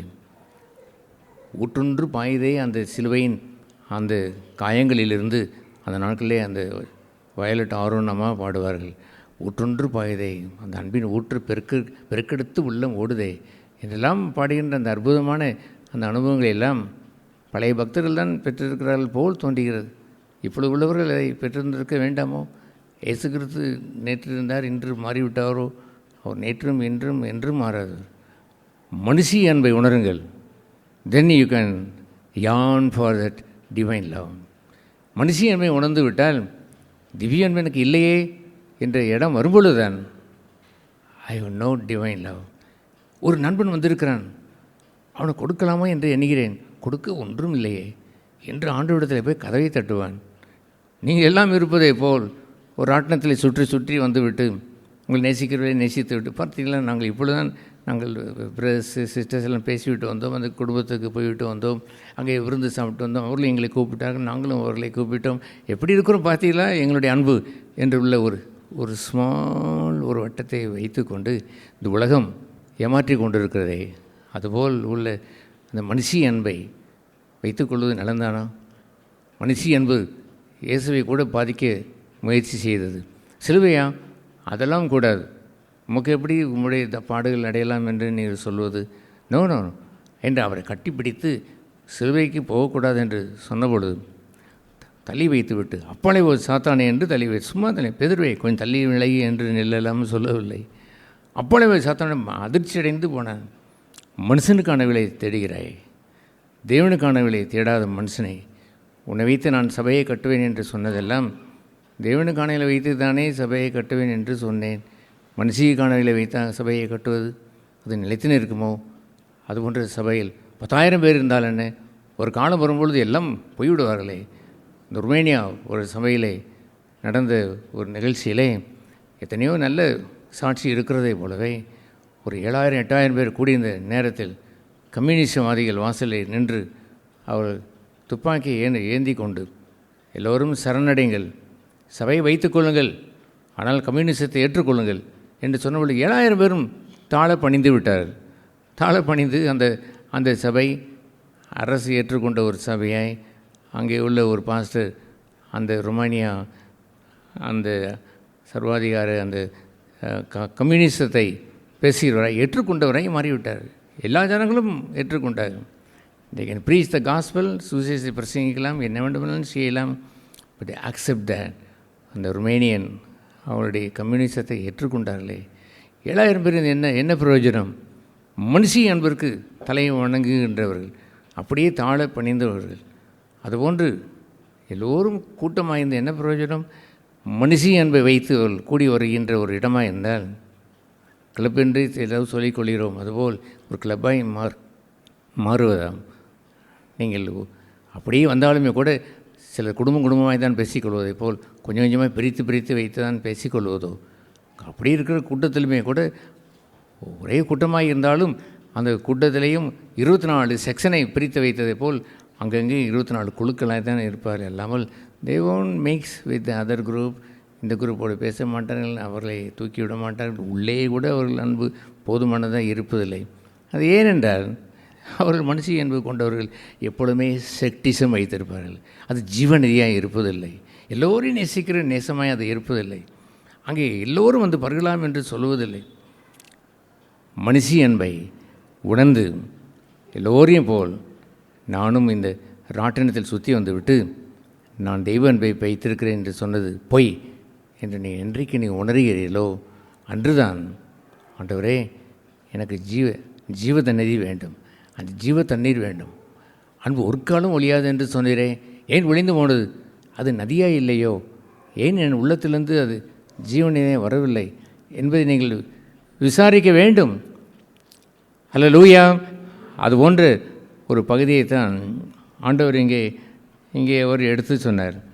அவர் சொன்னார், மனுஷகுமாரன் நிமித்தமாக உங்களை பகைத்து என்று கூறும்பொழுது, மனுஷகுமாரன் நிமித்தமாக உங்களை பகைத்து என்று சொல்வது ஏதோ ஊழியத்திற்கு நீங்கள் போகிறீர்கள், அந்த ஊழியத்தின் நிமித்தம் உங்களை பகைத்தால் என்று அதையே அவர் ஆரம்ப காலத்திலே லூக்கா 6 சொல்லுவார், அல்லது மத்தேயு 5 அதை அவர் சொல்லுவார்.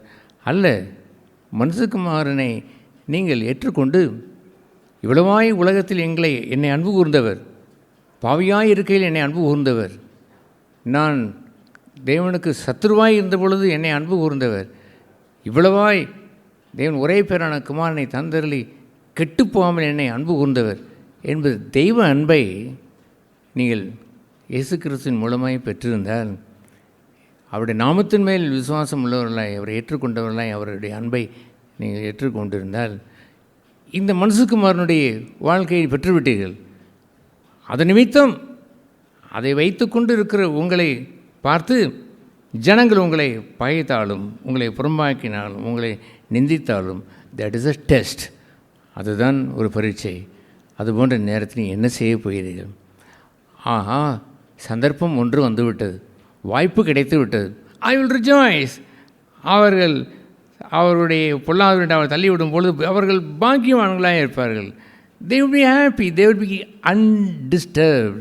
டிஸ்டர்ப் ஆகவே ஆக மாட்டார்கள். பாக்கியவான்கள் என்று சொல்வது பிலிப் டிரான்ஸ்லேஷனில் பைபிளில் ஆங்கிலத்தில் எழுதப்பட்டிருக்கும் you will be the most happy என்று இருக்கிறது. அதிகமான மகிழ்ச்சி கொண்டவர்களாக இருப்பீர்கள்.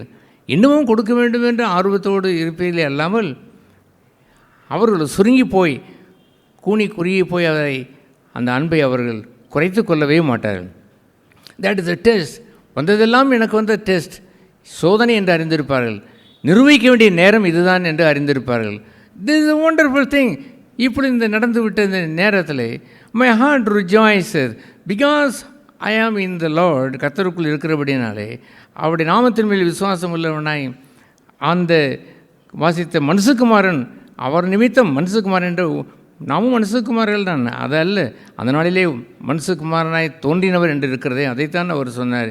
இயேசு பிரான் என்னை தேடி வந்தாரே, மனுஷனாய் அவர் வந்து அன்பு கூர்ந்தாரே.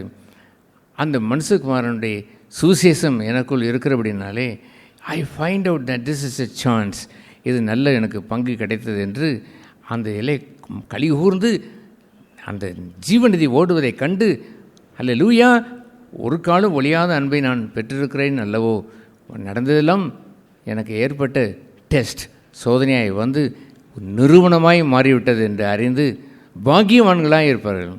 அல்லேலூயா. அதுபோன்று பாக்கியம் பாக்கியம் பாக்கியம் பாக்கியம் என்று வாழ்க்கையிலே நீங்கள் அண்டர்லைன் பண்ணி ஏராள பாக்கியம் உங்களுக்கு வேண்டாமா? அந்த பாக்கியத்தை நீங்கள் பெற வேண்டாமா? நடந்ததெல்லாம் ஒரு நிகழ்ச்சி நீங்கள் சிந்தித்து பார்க்கும் பொழுது தேவனுக்குரியதே அல்ல, தேவனுக்குரியதை ராயனுக்கும் தேவனுக்குரிய தேவனுக்கும் என்று சொல்வதில் மனுஷனுக்குரியதே அல்ல, மனுஷனுக்குரியதை எல்லாம் அண்டர்லைன் பண்ணி உங்களை குறித்து மனுஷகுமாரனை குறித்து ஆண்டவர் ஒரு நாளும் மனுஷகுமாரனை குறித்து என்று இல்லாமல் பரிசுத்தாவியினர் குறித்து என்று எழுதவில்லை. பரிசுத்தாவியானவரை நிந்தித்து அவமானப்படுத்தி என்று சொன்னால் அதை நான் மன்னிப்பதற்கு நான் அதிகாரம் இல்லை என்று ஆண்டவர் சொல்லி வைத்து விட்டார். ஜீவனுள்ள தேவனுடைய சபைக்கு தீமை செய்து அவர் கட்டுகின்ற ஒரு சபையை நிந்தனை செய்து அவருடைய சத்தியத்திற்கு துரோகம் செய்தால் அதையெல்லாம் ஆண்டவர் அதை நிந்தனை என்று அவர் ஏற்றுக்கொள்ள மாட்டார். ஃபார் மீ மனுஷகுமாரனாய் அவர் தான் தனக்கென்று வருகின்ற உங்கள் சூழ்நிலையிலே நடந்துவிட்ட அத்தனை நிகழ்ச்சிகளையும் எண்ணி பார்த்து கவுண்ட் யுவர் பிளஸ்ஸிங் என்று பாடின அந்த பாடலை போல் அதெல்லாம் பிளஸ்ஸிங் என்று அண்டர்லைன் பண்ணியிருக்க வேண்டும். இப்படி எனக்கு நடந்தது, இப்படி ஒரு சம்பவித்தது, இப்படி ஒரு தீமை நடந்தது, ஆனாலும் நான் ஐஎம் பாக்கியவான். ஏனென்றால் மனுஷகுமாரனுடைய அந்த அன்பின் நிமித்தம் எனக்கு ஏற்பட்ட அத்தனையும் பாக்கியமாய் எனக்கு மாறியது. Your more blessed. நடந்தது அனைத்தும் உங்களுடைய அன்பை சோதிப்பதற்குத்தான், ஜீவநதியை பெற்றிருக்கிறீர்களா என்பதை பார்ப்பதற்குத்தான். அல்லேலூயா. அதை அவர் தொடர்ந்து அவர் அந்நாளிலே நீங்கள் சந்தோஷப்பட்டு களி கூறுங்கள், பரலோகத்தில் உங்கள் பலன் எப்படி இருக்கும், மிகுதியாக இருக்கும். அதுபோன்று அற்புதமான ஒரு பலன் பெறுகின்ற நேரம், உங்களுடைய அன்பு பெறுகின்ற நேரம், ஊற்றுக்கண் பெறுகின்ற நேரம். சில சமயங்களிலே அந்த அம்பா சமுத்திரத்தில் உள்ள அந்த அகத்தியர் ஸ்பான்ஸை கொஞ்சம் அந்த ஊற்று வற்றி விட்டது என்று சொல்லுவார்கள். அதுபோல் ஊற்று கூட அங்கே ஏதோ ஒரு இடத்துல வற்றி விடு என்று சொல்கிறார்களே, அதுபோன்று வற்றுகிற ஊற்றாய் இல்லாமல் ஊற்றுக்கண் பெறுகின்ற ஒரு மிகுந்த பலன் தருகின்ற ஒரு இடத்துல நாம் வந்துவிட மாட்டோமோ? உங்களுடைய ஊற்றுக்கண் சுருங்கி போய்விடக்கூடாது, குறைந்து விடக்கூடாது. அதற்குரிய ஒரே காரியத்தை அவர் கீழே அவர் எப்படி அவர் சொல்லுவார், நீ உன்னதமானவருக்கு பிள்ளைகளாக இருப்பீர்கள், உங்கள் சத்துருக்களை சிநேகியுங்கள். 35ஆம் வசனம், நன்மை செய்யுங்கள், கைமாறுகிறதாம் கருதாமல் கடன் கொடுங்கள், அப்பொழுது உங்கள் பலன் மிகுதியாக இருக்கும். உன்னதமானவருக்கு நீங்கள் பிள்ளைகளாக இருப்பீர்கள். அவர் நன்றி அறியாதவர்களுக்கும் துரோகிகளுக்கும் நன்மை செய்கிறாரே. அல்லேலூயா. ரகசியம் இதுதான். ஆகையால் உங்கள் பிதா இரக்கமுள்ளவராய் இருக்கிறது போல நீங்களும் இரக்கமுள்ளவர்களாய் இருங்கள். அங்கே வாசித்ததை போலவே மனுஷகுமாரன் நிமித்தமாக, மனுஷகுமாரன் என்னை அன்பு கூர்ந்தது நிமித்தமாக நாங்கள் இவ்வளவு நிந்தைகள், அவமானங்கள், பகைகள் என்று சந்தித்தாலுமே கூட அதையெல்லாம் பாக்கியவான்களாய் நாங்கள் அதை எண்ணி அதை நிரூபணமாய் அதை எடுத்துக்கொண்டோம். அதுபோலவே இப்படி அடுத்த இன்னொரு வசனத்தை அவர் சொல்கிறார், உங்கள் பிதா பூரண சர்க்குணராக இருக்கிறதை போல என்று மத்தேயு 5 சொன்னதை போலவே உங்கள் பிதா இரக்கமுள்ளவராக இருக்கிறதை போலவே நீங்களும் இரக்கமுள்ளவர்களாக இருங்கள். நீங்களே இரக்கமுள்ளவர்களாக இருங்கள் என்று சொல்வதுதான் உலகம் போதிக்கின்ற நாலடியாரோ அல்லது நன்னூலோ அவர் எழுதுவதெல்லாம் திருக்குறளோ எழுதுவதெல்லாம் நீங்கள் நீங்கள் நீங்கள் என்று தான் சொல்லும். இங்கே எழுதியிருக்கிறதை இங்கே பார்த்தீங்களா, பிதா என்னில் இரக்கமாக இருந்ததை போல இயேசு கிறிஸ்து என்னை அன்பு கூர்ந்தது போல தெய்வ அன்பும் தெய்வ இரக்கமும் உங்களுக்கு இல்லாதபடி நீங்கள் எப்படி ஐயா மற்றவர்களுக்கு இரக்கத்தை காண்பிக்க முடியும்? உங்களை குறித்து சுபாவமாக எண்ணி என்றைக்காவது சோதித்து பார்த்து சொன்னதுண்டோ? நான் என்னை பார்த்து சோதித்து பார்த்து சொன்னது உண்டு. என்ன சொல்லியிருக்கேன் தெரியுமா? மை காட், என் தேவனே, மை ஆண்டவரே, ஐ ஒன்றும் mercy here, எனக்கு இரக்கமே இல்லை. Please help me.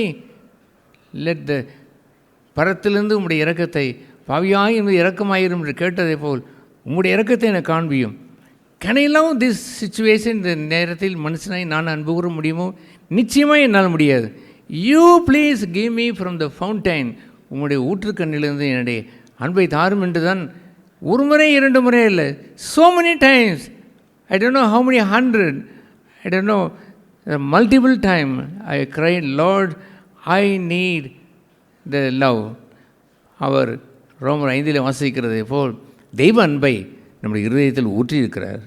அதாவது ஆரோன் தலையிலே வழிந்த அந்த தைலத்தை போல் it has descend from God, தேவனிடத்திலிருந்து வர வேண்டும்.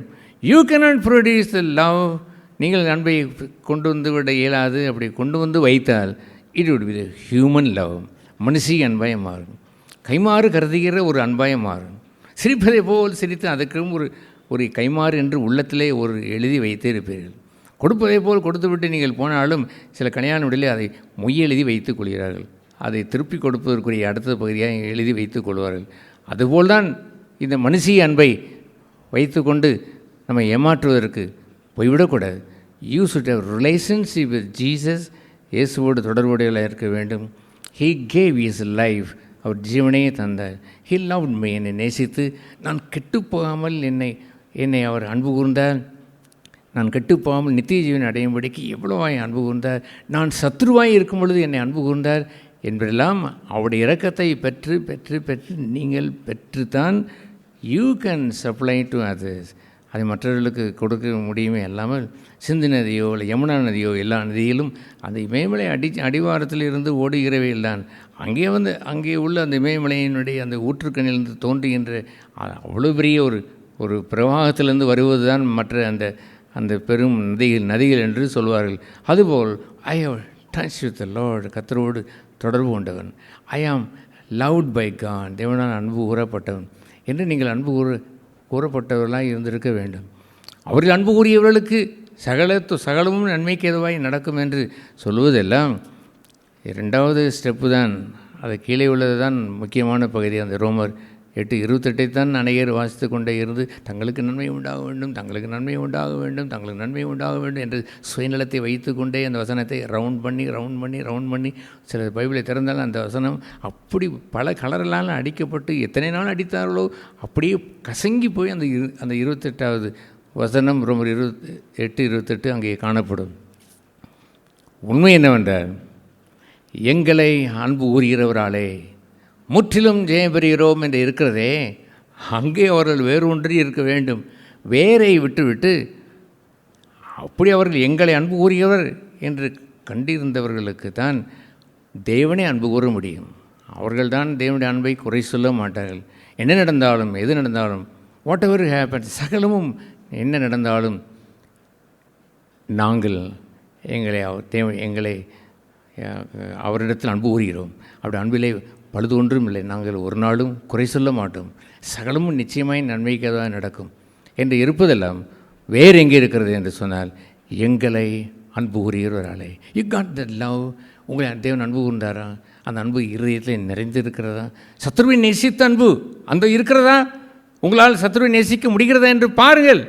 அப்படி பார்த்திருந்தால் பாக்கியவான்கள் என்று டிக் பண்ணலாம். உங்களை நிந்திக்கும் பொழுது, உங்களை அவமானம் செய்யும் பொழுது, உங்களை புறக்கணிக்கும் பொழுது, உங்களை பயக்கும் பொழுது டிக் பண்ணி ஹல்லேலூயா, அதெல்லாம் நிரூபிக்கப்பட்ட ஒரு பாக்கியமாக எண்ணி டிக் பண்ணி கொண்டே போகலாம். உங்களுடைய பலன் பரத்திலே மிகுதியாக இருக்கிறது என்று அறிந்து இருப்பீர்கள். ஒவ்வொரு டிக்குக்கும் ஒரு 100 கோடி ரூபாய் அங்கே சேர்ந்திருக்க முடியும். ஹல்லேலூயா. உங்களை அன்பு கூர்ந்தவராலே என்று சொல்கிற பாக்கியம் இல்லை என்றால், எங்களை அன்பு கூறுகிறவராலே என்று சுயநலமாய் பேசிக்கொள்ளலாமா? சாரி, அவர்களது அன்பு உரியன் என்று நீங்கள் சுயநலமாய் பேசிக்கொள்ளலாமா? 28 என்ன வாசிப்பீர்கள்? அவரிடத்தில் அன்பு ஊறுகிறவர்களுக்கு அதெல்லாம் கொஞ்சம் அப்படி மங்களாய்த்தான் வைத்துக் கொள்வார்கள். எஸ், ஐ லவ் ஜீசஸ் என்று சொல்லிக் கொள்வார்கள். அதெல்லாம் ஒரு ஃபிலிம் போல் வைத்து கொண்டு சகலமும் எங்களுக்கு நன்மைக்கு நடக்கிறது என்று கூறி அப்படியே அவர்கள் வாழ்கிறார்கள். அவரிடத்தில் அன்பு கூறுவதை என்றைக்காவது கேள்வி கேட்காமல் இருந்தார்களா? கர்த்தரை நேசிக்கிறாரா? அப்படி நேசித்தால் ஏன் இப்படி நடந்திருக்க வேண்டும்? ஐயோ இப்படி நடந்து விட்டதே, ஏன் இப்படி நடந்தது? ஐயோ ஏதாவது குறை சொல்லி முறுமுறுத்து குற்றம் கூறி அவர்கள் புறங்கூறி என்னவெல்லாமல் அவர்கள் தேவனுக்கு விரோதமாய் பேசிக்கொண்டு இருக்கிறார்களே, அவர்கள் சொல்வது உண்மைதானா?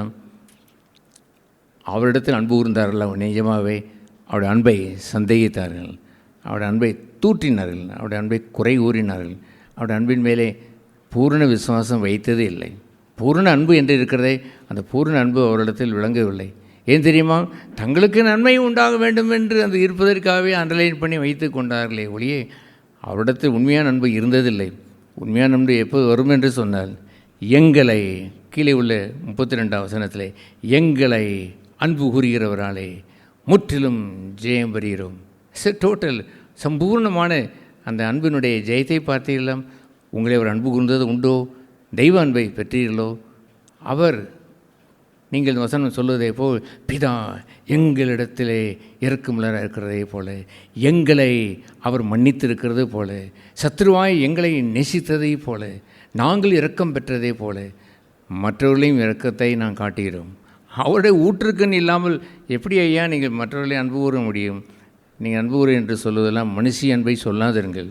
அந்த ராட்டினத்தில் ஏறிக்கொண்டு உங்கள் அன்பு கூறியவர்களையே அன்பு கூர்ந்து கொண்டு இருக்கிறீர்களே, அந்த சர்க்கிளில் போய்கொண்டு லவ் லவ் லவ் என்று சொல்லி கொண்டுறார்கள். அதெல்லாம் ஆண்டவர் பார்த்தால் என்ன சொல்லுவார் என்றால், கெட் பிஹைண்ட் மீ, என்னை விட்டு வெளியே போ என்று சொல்லுவார். மனுஷி அன்பை வைத்து கொண்டு கிறிஸ்துவ அன்பு என்று பேசி கொண்டிருக்கிறாயே, தேவனுக்குரிய அன்பாயுது, கிறிஸ்துவ அன்பாயுது. திஸ் இஸ் ஹியூமன் லவ், மனுஷிய அன்பு. கெட் பிஹைண்ட் மீ என்று அவர் சொல்ல மாட்டாரோ? Check your love. கையில் வைத்திருப்பது சொக்க தங்கமா அல்லது வெங்கலமா என்பதை பாருங்கள். தூக்கி எறிந்து விடுங்கள். சொக்க தங்கத்தை நாடுங்கள். வேறொன்று இருக்க வேண்டியதெல்லாம் எங்களை அன்பு கூர்ந்தவராலே. அதுதான் நம்முடைய சொத்து. அந்த அன்பை வைத்துத்தான் அன்பு எங்கள் மேலே ஊற்றப்பட்டிருக்க வேண்டும். ஆரோன் தலையிலிருந்து இறங்கி வந்ததை போல் பரத்திலிருந்து அங்கே ஊற்றப்பட்டிருந்தால் என் அன்பு எல்லாம் வறண்டு போகும் ஐயா. எத்தனை முறை நான் கதறி இருக்கிறேன், தெய்வமே என் அன்பு வறண்டுவது போல் தோன்றுகிறதே, இஸ் இட் ரியல்? அப்படித்தானா? ஐ டோன்ட் வாண்ட் தட் என்று மனம் திரும்பி அவரிடத்தில் சென்று கதறி மீண்டும் அந்த அன்பை பெற்று, அவருடைய அந்த அபிஷேகத்தை பெற்று, அன்பை பெற்று நான் சமுதாயத்திற்கு அல்லது சூழ்நிலைகள் வரும்பொழுது my heart is full of joy. பாக்கியவான் என்று சொல்கிற மிகுந்த மகிழ்ச்சி நிறைந்தவனாய் வந்து நிற்கிறேன். ஐ குட் லவ் மற்றவர்களை நேசிக்கிற ஒரு அற்புதமான இடத்திற்கு God gives me that love from him. அவர் அன்பை வைத்து தான் நேசிக்க என்னால் முடியுமே அல்லாமல் உங்களுடைய சொந்த அன்பை வைத்து அல்ல. அதில் கரை உள்ளது. அந்த அன்பின் விருந்திலே கரைப்பட்டவர்கள் என்று யூதாஸ் சொல்லுவார். அந்த தெய்வ அன்பிலே கரையை உண்டாக்கி கொஞ்சம் பேரை மட்டும் சேர்த்து கொண்டு, சில சபைகளிலும் அப்படி சேர்த்து வைத்து கொண்டு, அவர்கள் பேசக்கூடாது இவர்கள் பேசக்கூடாது, ஒரு சின்ன மட்டத்துக்குள்ளே வைத்து கொண்டு பகையை உருவாக்கிவிட்டு செய்து விடுகிறார்களே. அந்த பிலிப் யான்சி என்று சொல்லி அவருடைய கட்டுரையை போன மே மாதம் உள்ள கட்டுரை நீங்கள் படித்து பாருங்கள். அவருடைய கட்டுரை அருமையான ஒரு கட்டுரை.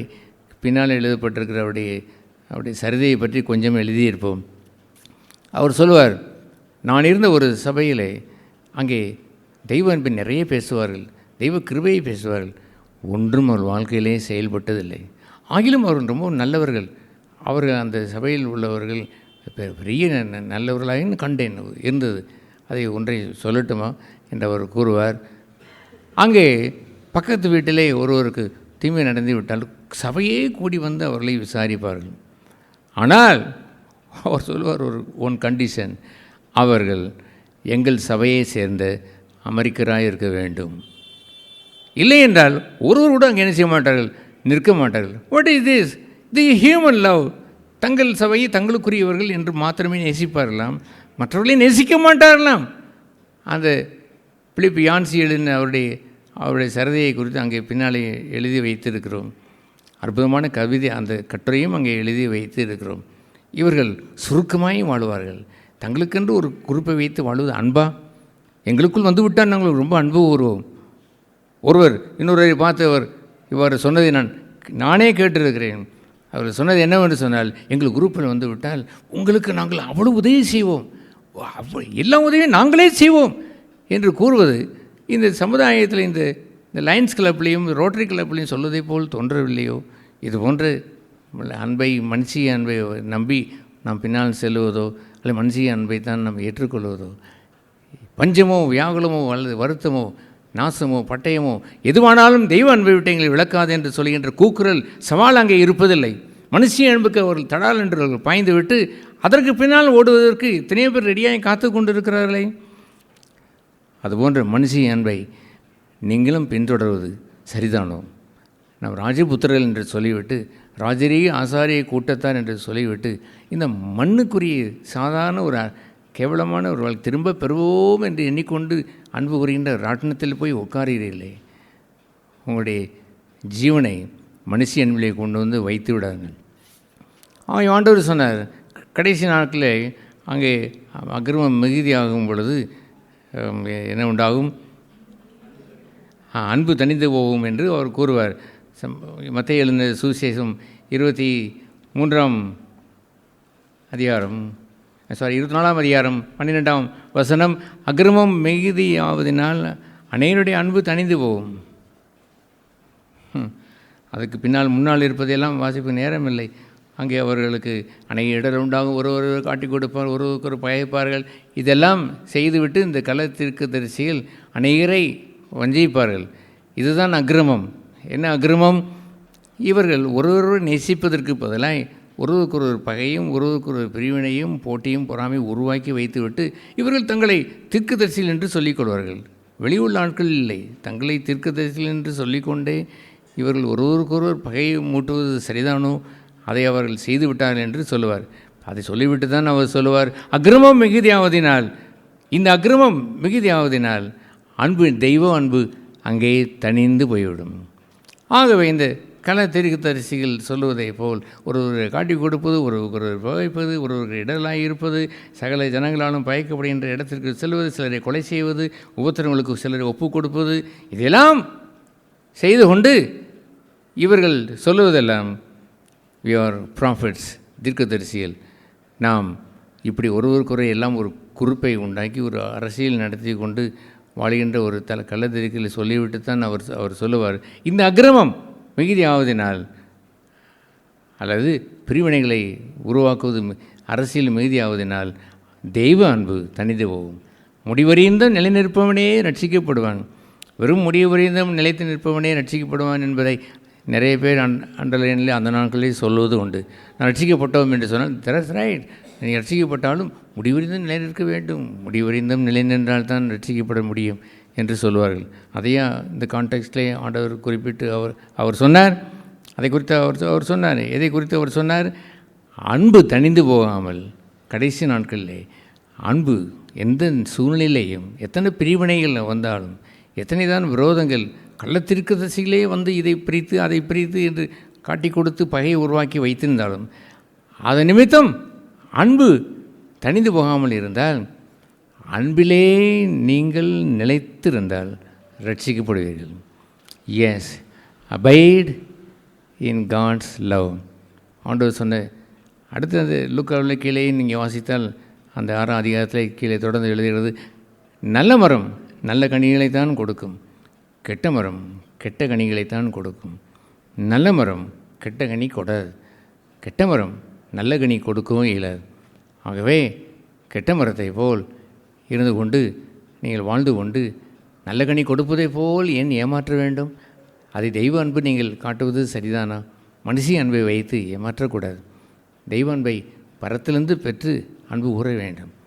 அது நேர்த்தியானது, அது ஜீவன் உள்ளது, அதை மனுஷனுடைய ஆவி ஆத்மை வகையறுத்து பார்த்து அதை பிரித்து காட்டக்கூடியது. That's a beautiful thing. Blind ஆய் கண்மூடித்தனமாய் அன்பு உருவதும் இல்லை, செம்மையாய் அன்பு உணர்ந்திருக்க முடியும். அவைகள் தேவனை தூசித்தவனை பரவாயில்லை தூசிக்கலாம் என்று அன்பு உருவதில்லை. தேவனை தூசிப்பதை மனம் திரும்பு, அப்படி செய்யாவிட்டால் அது எனக்கு மன்னிப்பதற்கு அதிகாரம் இல்லை என்று அவன் சொல்லிவிடுவான்.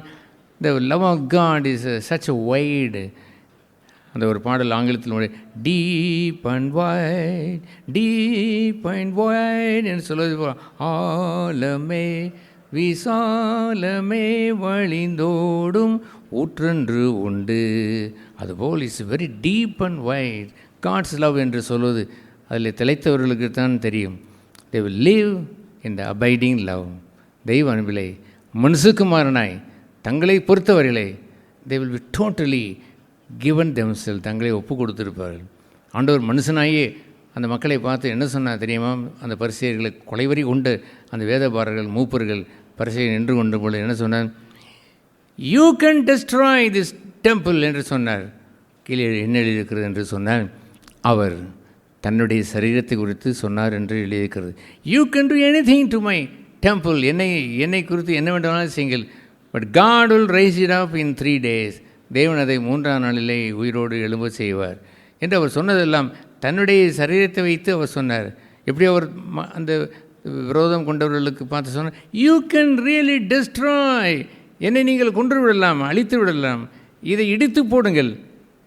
You can do that for the son of man but not for God, தேவனுக்கென்று அல்ல. அதுபோன்ற உள்ள காரியத்தை ஆண்டவர் மறுத்து விட்டார். பரிசுத்தவைக்கு விரோதமாய் நீங்கள் குற்றம் செய்யும் பொழுது அந்த அன்பு குருட்டுத்தனமாய் பரவாயில்லை, அது எல்லாத்தையும் மன்னித்து விடலாம். சபைக்கு விரோதம் செய்யும் பொழுது எல்லாவற்றையும் மன்னித்து விடலாம், சபை உங்களுடையதான் என்னுடையதான் என்று என்னுடைய பலமுறை ஆண்டவர் கேட்டிருக்கிறார். ஆண்டவரை கொஞ்சம் இரக்கம் பாராட்ட நான் துணியும் பொழுது, this is church, your church, உன்னுடைய சபை, I am so sorry lord, இது your church, what can I do now, do this right now, இதை செய் என்று சொல்லும் பொழுது செய்திருக்கிறேன். ஏனென்றால் on behalf of his church I have to stand up. தேவனுடைய வீட்டை குறித்த பக்தி விநாயகம் என்று வரும்பொழுது you have to take the whip, அந்த விப்பை சாட்டை எடுக்கத்தான் வேண்டும் என்றால் I have to do that. Don't strike தம், அடிக்க வேண்டியதில்லை, பட் பி ஸ்ட்ரிக்டாக இருந்த சாட்டை எடுத்திருக்க வேண்டும். அங்கே இருக்கக்கூடிய அசூசிகளை கவிழ்த்து போட்டிருக்கத்தான் வேண்டும் என்று அவர் சொல்கிறாரே பாருங்கள். தேட் இஸ் அவர் வீட்டை குறித்து பக்தி வைராக்கியம், அதை குறித்து நான் தனிந்து நான் போகலாமோ? அதையெல்லாம் இல்லை. மனுஷகுமாரனாகிய நான், மனுஷகுமாரனாகிய ரத்னகுமார், மனுஷகுமாரன், உங்களுடைய பெயரை சொல்லுங்கள், உங்கள் பெயரை சொல்லுங்கள், மனுஷகுமாரனாகிய உங்கள் பெயரை சொல்லுங்கள், உடைத்து போடுங்கள், அழித்து போடுங்கள். You can do anything for this son of man. விரோதம் பண்ணுகின்றவர்கள் வரும்பொழுது அந்த வேதபாரர்களையும் அந்த மூப்பர்களையும் பரிசேயர்களையும் பார்த்து you can destroy this temple என்று சொல்லி அடுத்த வசனத்திலே தன் சரீரத்தை குறித்து சொன்னார். You can crush me, you can do anything to me, but God will rise this body, இந்த சரீரத்தை 3ஆம் நாளிலே உயிரோடு எழ வைப்பார். That is the divine love. திவ்ய அன்பிற்குரிய இருக்க வேண்டும். யூ கேன் டிஸ்ட்ராய் என்று சிலுவையிலே ஒப்பு கொடுத்தாரே பாருங்கள். அப்படி ஒப்பு கொடுத்து வாழுங்கள். டு லவ் அதர்ஸ், மற்றவர்களை நேசிப்பதற்காக சொல்லி பழகுங்கள். அதுபோன்ற வாழ்க்கையில் நம்ம சுயநலமாய் நீங்கள் வாழ்ந்து கொண்டு எனக்கு உதவி செய்கிறோம் உண்டோ, எனக்கு அவன் திரும்ப செய்வான் நானோ, அவனால் என்ன லாபம் கிடைக்குமோ, என்னென்னலாம் பெனிஃபிட் கிடைக்கும் என்றெல்லாம் ஒரு கணக்கு போட்டு வைத்து வாழாதங்கள். தெய்வ அன்பை பெற்றவன், ஜீவநதியை பெற்றவன், he is a rich man. அவன் ஜீவநதி கரைபுரண்டு ஓடுகின்ற அந்த சிந்து நதியை போன்றவன். ஒரு நாள் வற்றாத அந்த ஜீவநதி உடையவனாய் அவன் வாழுவான். அதுபோன்று அன்பை நாம் தெய்வ அன்போடு கனெக்ஷன் உள்ளவர்களாய் எல்லோரும் வாழ்ந்து விட்டார்கள் என்று சொன்னார். இங்கேயே எத்தனை நதி ஓடும்? சிந்து நதி ஓடும், யமுனா நதி ஓடும். திரும்ப என்ன சொல்லுங்கள்? இன்னும் 2 நதி சொல்லுங்களேன். என்னது? Yes, there are so many rivers will flow. அவருடைய சிங்காசனத்தின் கீழே இருந்து கடைசி அந்த வெளிப்படையான செய்த கடைசி அதிகாரத்தில் வாசிக்கிறோம், 5 நதிகள் புறப்பட்டு போனது என்பதை போல் ஒற்றாத நதிகளாய் நாம் எல்லோரும் மாறிவிட முடியும். இங்கேயே எத்தனை நதி உண்டாகிவிடும்? அந்த 5 நதிகள் சிங்காசனத்தை புறப்பட்டு சென்று ஆசீர்வதிக்கக்கூடியதாக மாறிவிடும். Such a blessing is by divine love. திவ்ய அன்பினால் உண்டாகும் அல்லாமல் not that human love. Hate it, அதை வெறுத்து விடுங்கள். அப்பளவே சாத்தானே என்று தள்ளிவிடுங்கள். கட்டி பிடிக்கின்ற அந்த அன்பு என்று வந்த பேதுருவை தள்ளி இருந்தால் போக மாட்டான். கெட் பிகைன் மீ சேட்டன் என்று போங்கள். மன புண்பட்டால் புண்படட்டும், அவன் போய்விட்டால் போகட்டும், அதை அவர் ஏற்றுக்கொள்ளவில்லை. அவனை வைத்து சபையை கட்ட வேண்டும் என்றால் மனுஷி என்பதை வைத்து கட்ட முடியாது. இந்த கல்லின் மேல் சபையை கட்டுவேன் என்பதற்குரிய ஊர்ஜிதத்தை ஒரு வலிமையான ஒரு உதாரணத்தினால் நிலைநிறுத்தினார். இந்த கல்லின் மேல் தான் என் சபையை கட்டுவேன். Divine love. மனுஷியன் மேலே கட்டி இன்னொரு கிறிஸ்துவ பெயரிலே ஒரு லயன்ஸ் கிளப்பா, கிறிஸ்துவ பெயரிலே ஒரு லியோ கிளப்பா, அது ஒன்று வந்துவிடக்கூடாது. தெய்வ அன்பு நிறைந்த சபையாய் மாற ஆண்டவர் உதவி செய்வார். ஆண்டவர் பேசின ஜீவனுள்ள வார்த்தைக்கு ஆண்டவருக்கு நன்றி செலுத்துகிறேன். இன்று கேட்டது போல் என்னுடைய வாழ்க்கையிலும் தேவன் என்னை நேசிக்கிறார் அப்படின்னு என் மனப்பூர்வமாக நான் விசுவாசித்து அந்த விசுவாசத்தில் ஆழமாய் வேறுன்றவும் நானும் ஒருபோதும் ஒரு வற்றாத ஜீவநதியான ஒரு வாழ்க்கையை வாழ விரும்புகிறேன். எந்த சூழ்நிலையிலும் ஆண்டவர் என்னை நேசிக்கிறார் என்பதை விட்டு விலகாதபடி அந்த விசுவாசத்தில் நான் வேரூன்றியவளாய், ஆண்டவர் எப்படி சத்துருவாய் இருந்த என்னை நேசித்தாரோ அதே போல் என்னை பகைக்கிறவர்களையும் என்னை விரோதிக்கிறவர்களையும் எனக்கு தீங்கு செய்கிறவர்களையும் நான் அப்படி ஒரு ஜீவநதியாக இருந்து நான் அன்பு செலுத்த வேண்டும் என்று நான் வாஞ்சிக்கிறேன். அந்த வாழ்க்கை ஆண்டவர் எனக்கு தருவாங்க அப்படின்னு விசுவாசிக்கிறேன். ஆமென். கர்த்தருடைய நாமத்துக்கு ஸ்தோத்திரம். கர்த்தர் நல்ல வார்த்தைகளை தந்து என் ஆவியை உயிர்ப்பித்ததுக்காக நான் நன்றி செலுத்துகிறேன். இந்த வார்த்தையின் மூலமாக கடந்த சில தினங்களுக்கு முன்பாக எனக்கு இதே போல் ஒரு சூழ்நிலை ஏற்பட்டது. என்னுடைய நெருங்கிய உறவில் இருக்கிறவங்க ஒருத்தவங்க மூலமாக எனக்கு அநேக நிந்தைகள், போராட்டங்கள், கவலை, பாரம் இதெல்லாம் ஏற்பட்டுச்சு. இதில் என்ன வார்த்தைகள் சொல்லியிருக்காங்களோ அதேபடி தான் என் வாழ்க்கையில் நடந்துச்சு. என்னை சபித்த வார்த்தைகள், என்னை நிந்தித்த வார்த்தைகள், என்னை அவமானப்படுத்தின வார்த்தைகள், இப்படி அநேக வார்த்தைகள் நான் என் காதில் கேட்கும்பொழுது இந்த வசனம் தான் இப்போ எனக்கு என் வாழ்க்கையை உணர்த்துச்சு. லூக்கா 6:45 வசனம், நல்ல மனுஷன் தன் இருதயமாகிய நல்ல பொக்கிஷத்திலிருந்து நல்லதை எடுத்து காட்டுகிறான். பொல்லாத மனுஷன் தன் இருதயமாகிய பொல்லாத பொக்கிஷத்திலிருந்து பொல்லாததை எடுத்து காட்டுகிறான். இருதயத்தின் நிறைவினால் அவனவன் வாய் பேசும். அந்த சூழ்நிலையில் நான் ஆண்டவருடைய அன்பை நான் வெளிக்காட்டாமல் என் சுயத்தை தொட்டுட்டாங்க, என்னைய பேசிட்டாங்க அப்படிங்கிற ஒரு காரியத்தை மட்டுமே நான் என்னுடைய புத்திக்கு எட்டி நான் அதில் தவறி விழுந்தப்போ, நான் அதுக்கு முன்னாடி நான் அவங்களுக்காக ஜெபித்தேன், அவங்களுக்காக பிரயாசப்பட்டேன், அவங்க ரட்சிக்கப்படணும், அதெல்லாம் என் இருதயத்தில் இருக்கும்போது நான் அவங்க மேலே அன்பாக தான் இருக்கேன் அப்படிங்கிறத நான் இருந்தேன். ஆனால் உண்மையாக ஆண்டவர் எனக்கு என் இருதயத்தை உணர்த்தினார். இல்லை, உன்னிடத்தில் தேவ அன்பு இல்லை, உனக்குன்னு வரும்போது நீ அந்த அன்பை நீ தவற விட்டுட்ட.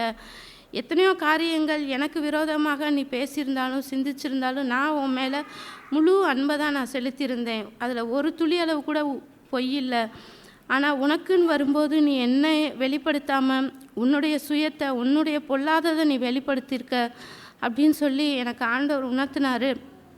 நான் மறுபடியும் ப்ரேயரில் ஆண்டவர்கிட்ட மன்னிப்பு கேட்டு, நான் பேசின வார்த்தைகளுக்காக நான் மன்னிப்பு கேட்டு மறுபடியும் ஆண்டவர்கிட்ட அவங்களுக்காக நான் திரும்ப ஜெபம் பண்ண எனக்கு ஆண்டவர் உதவி செய்தார். நான் கேட்ட வார்த்தையின்படி என் மேலே எவ்வளவு ஆண்டவர் நன்மையோ அன்பு செய்கிறாரோ அதே அன்பை நான் மற்றவங்களுக்கும் நான் திருப்பி கொடுக்கணும். அதில் ஒரு துளி அளவு கூட நான் ஒரு பொல்லாததாக இருந்துடக்கூடாது. அது எவ்வளோ பெரிய ஒரு மோசமான சூழ்நிலையில் இருந்தாலும் அது மற்றவங்களுக்கு அது இடரலாக மாறிடக்கூடாது அப்படிங்கிறத நான் உணர்ந்து கொண்டேன். இதை என் வாழ்க்கையில் நான் தொடர்ந்து கடைபிடிக்க எனக்கு ஆண்டவர் உதவி செய்வாருங்கிறத நான் விசுவாசிக்கிறேன். அப்படி செய்து அநேக ஆத்மாக்களையும் நான் தூக்கி எடுக்கிறதுக்கு எனக்கு ஆண்டவர் உதவி செய்வாருங்கிறதை நம்புகிறேன். ஆமேன். நாம் அவர் எழுந்து நின்று ஆண்டவரை ஸ்தோத்திரிக்க கடவும். Praise lord. தேங்க்யூ. எல்லோரும் ஆண்டவரை, சிறு பிள்ளைகள், வாலிபர்கள் எல்லோரும் ஆண்டவரை ஸ்தோத்திரிப்போம். Praise you. Thank you father. நன்றி இயேசுவே. ஸ்தோத்திரம். பிதாவே, இந்த நாளுக்காய் ஸ்தோத்திரம். சபையை நீ நேசித்து உம்முடைய ஜீவனுள்ள பாதைகளை ஒன்றும் மறைக்காமல் எங்கள் காண்பிக்கிற தயவிற்காக நன்றி. அந்த பாதையை நாங்கள் வேல்யூ பண்ணி மிகுந்த பொறுப்போடு அதை வைத்து எங்கள் முன்பாக வைத்து நடக்க யாவருக்கும் அனுகிரகம் செய்தல்லும். அன்புள்ள அன்பு நிறைந்த சபையை கட்டப்பட உதவி செய்கிறார்கள். இயேசு நாமத்தில் ஜெபிக்கிறோம் பரலோக பிதாவே. ஆமேன்.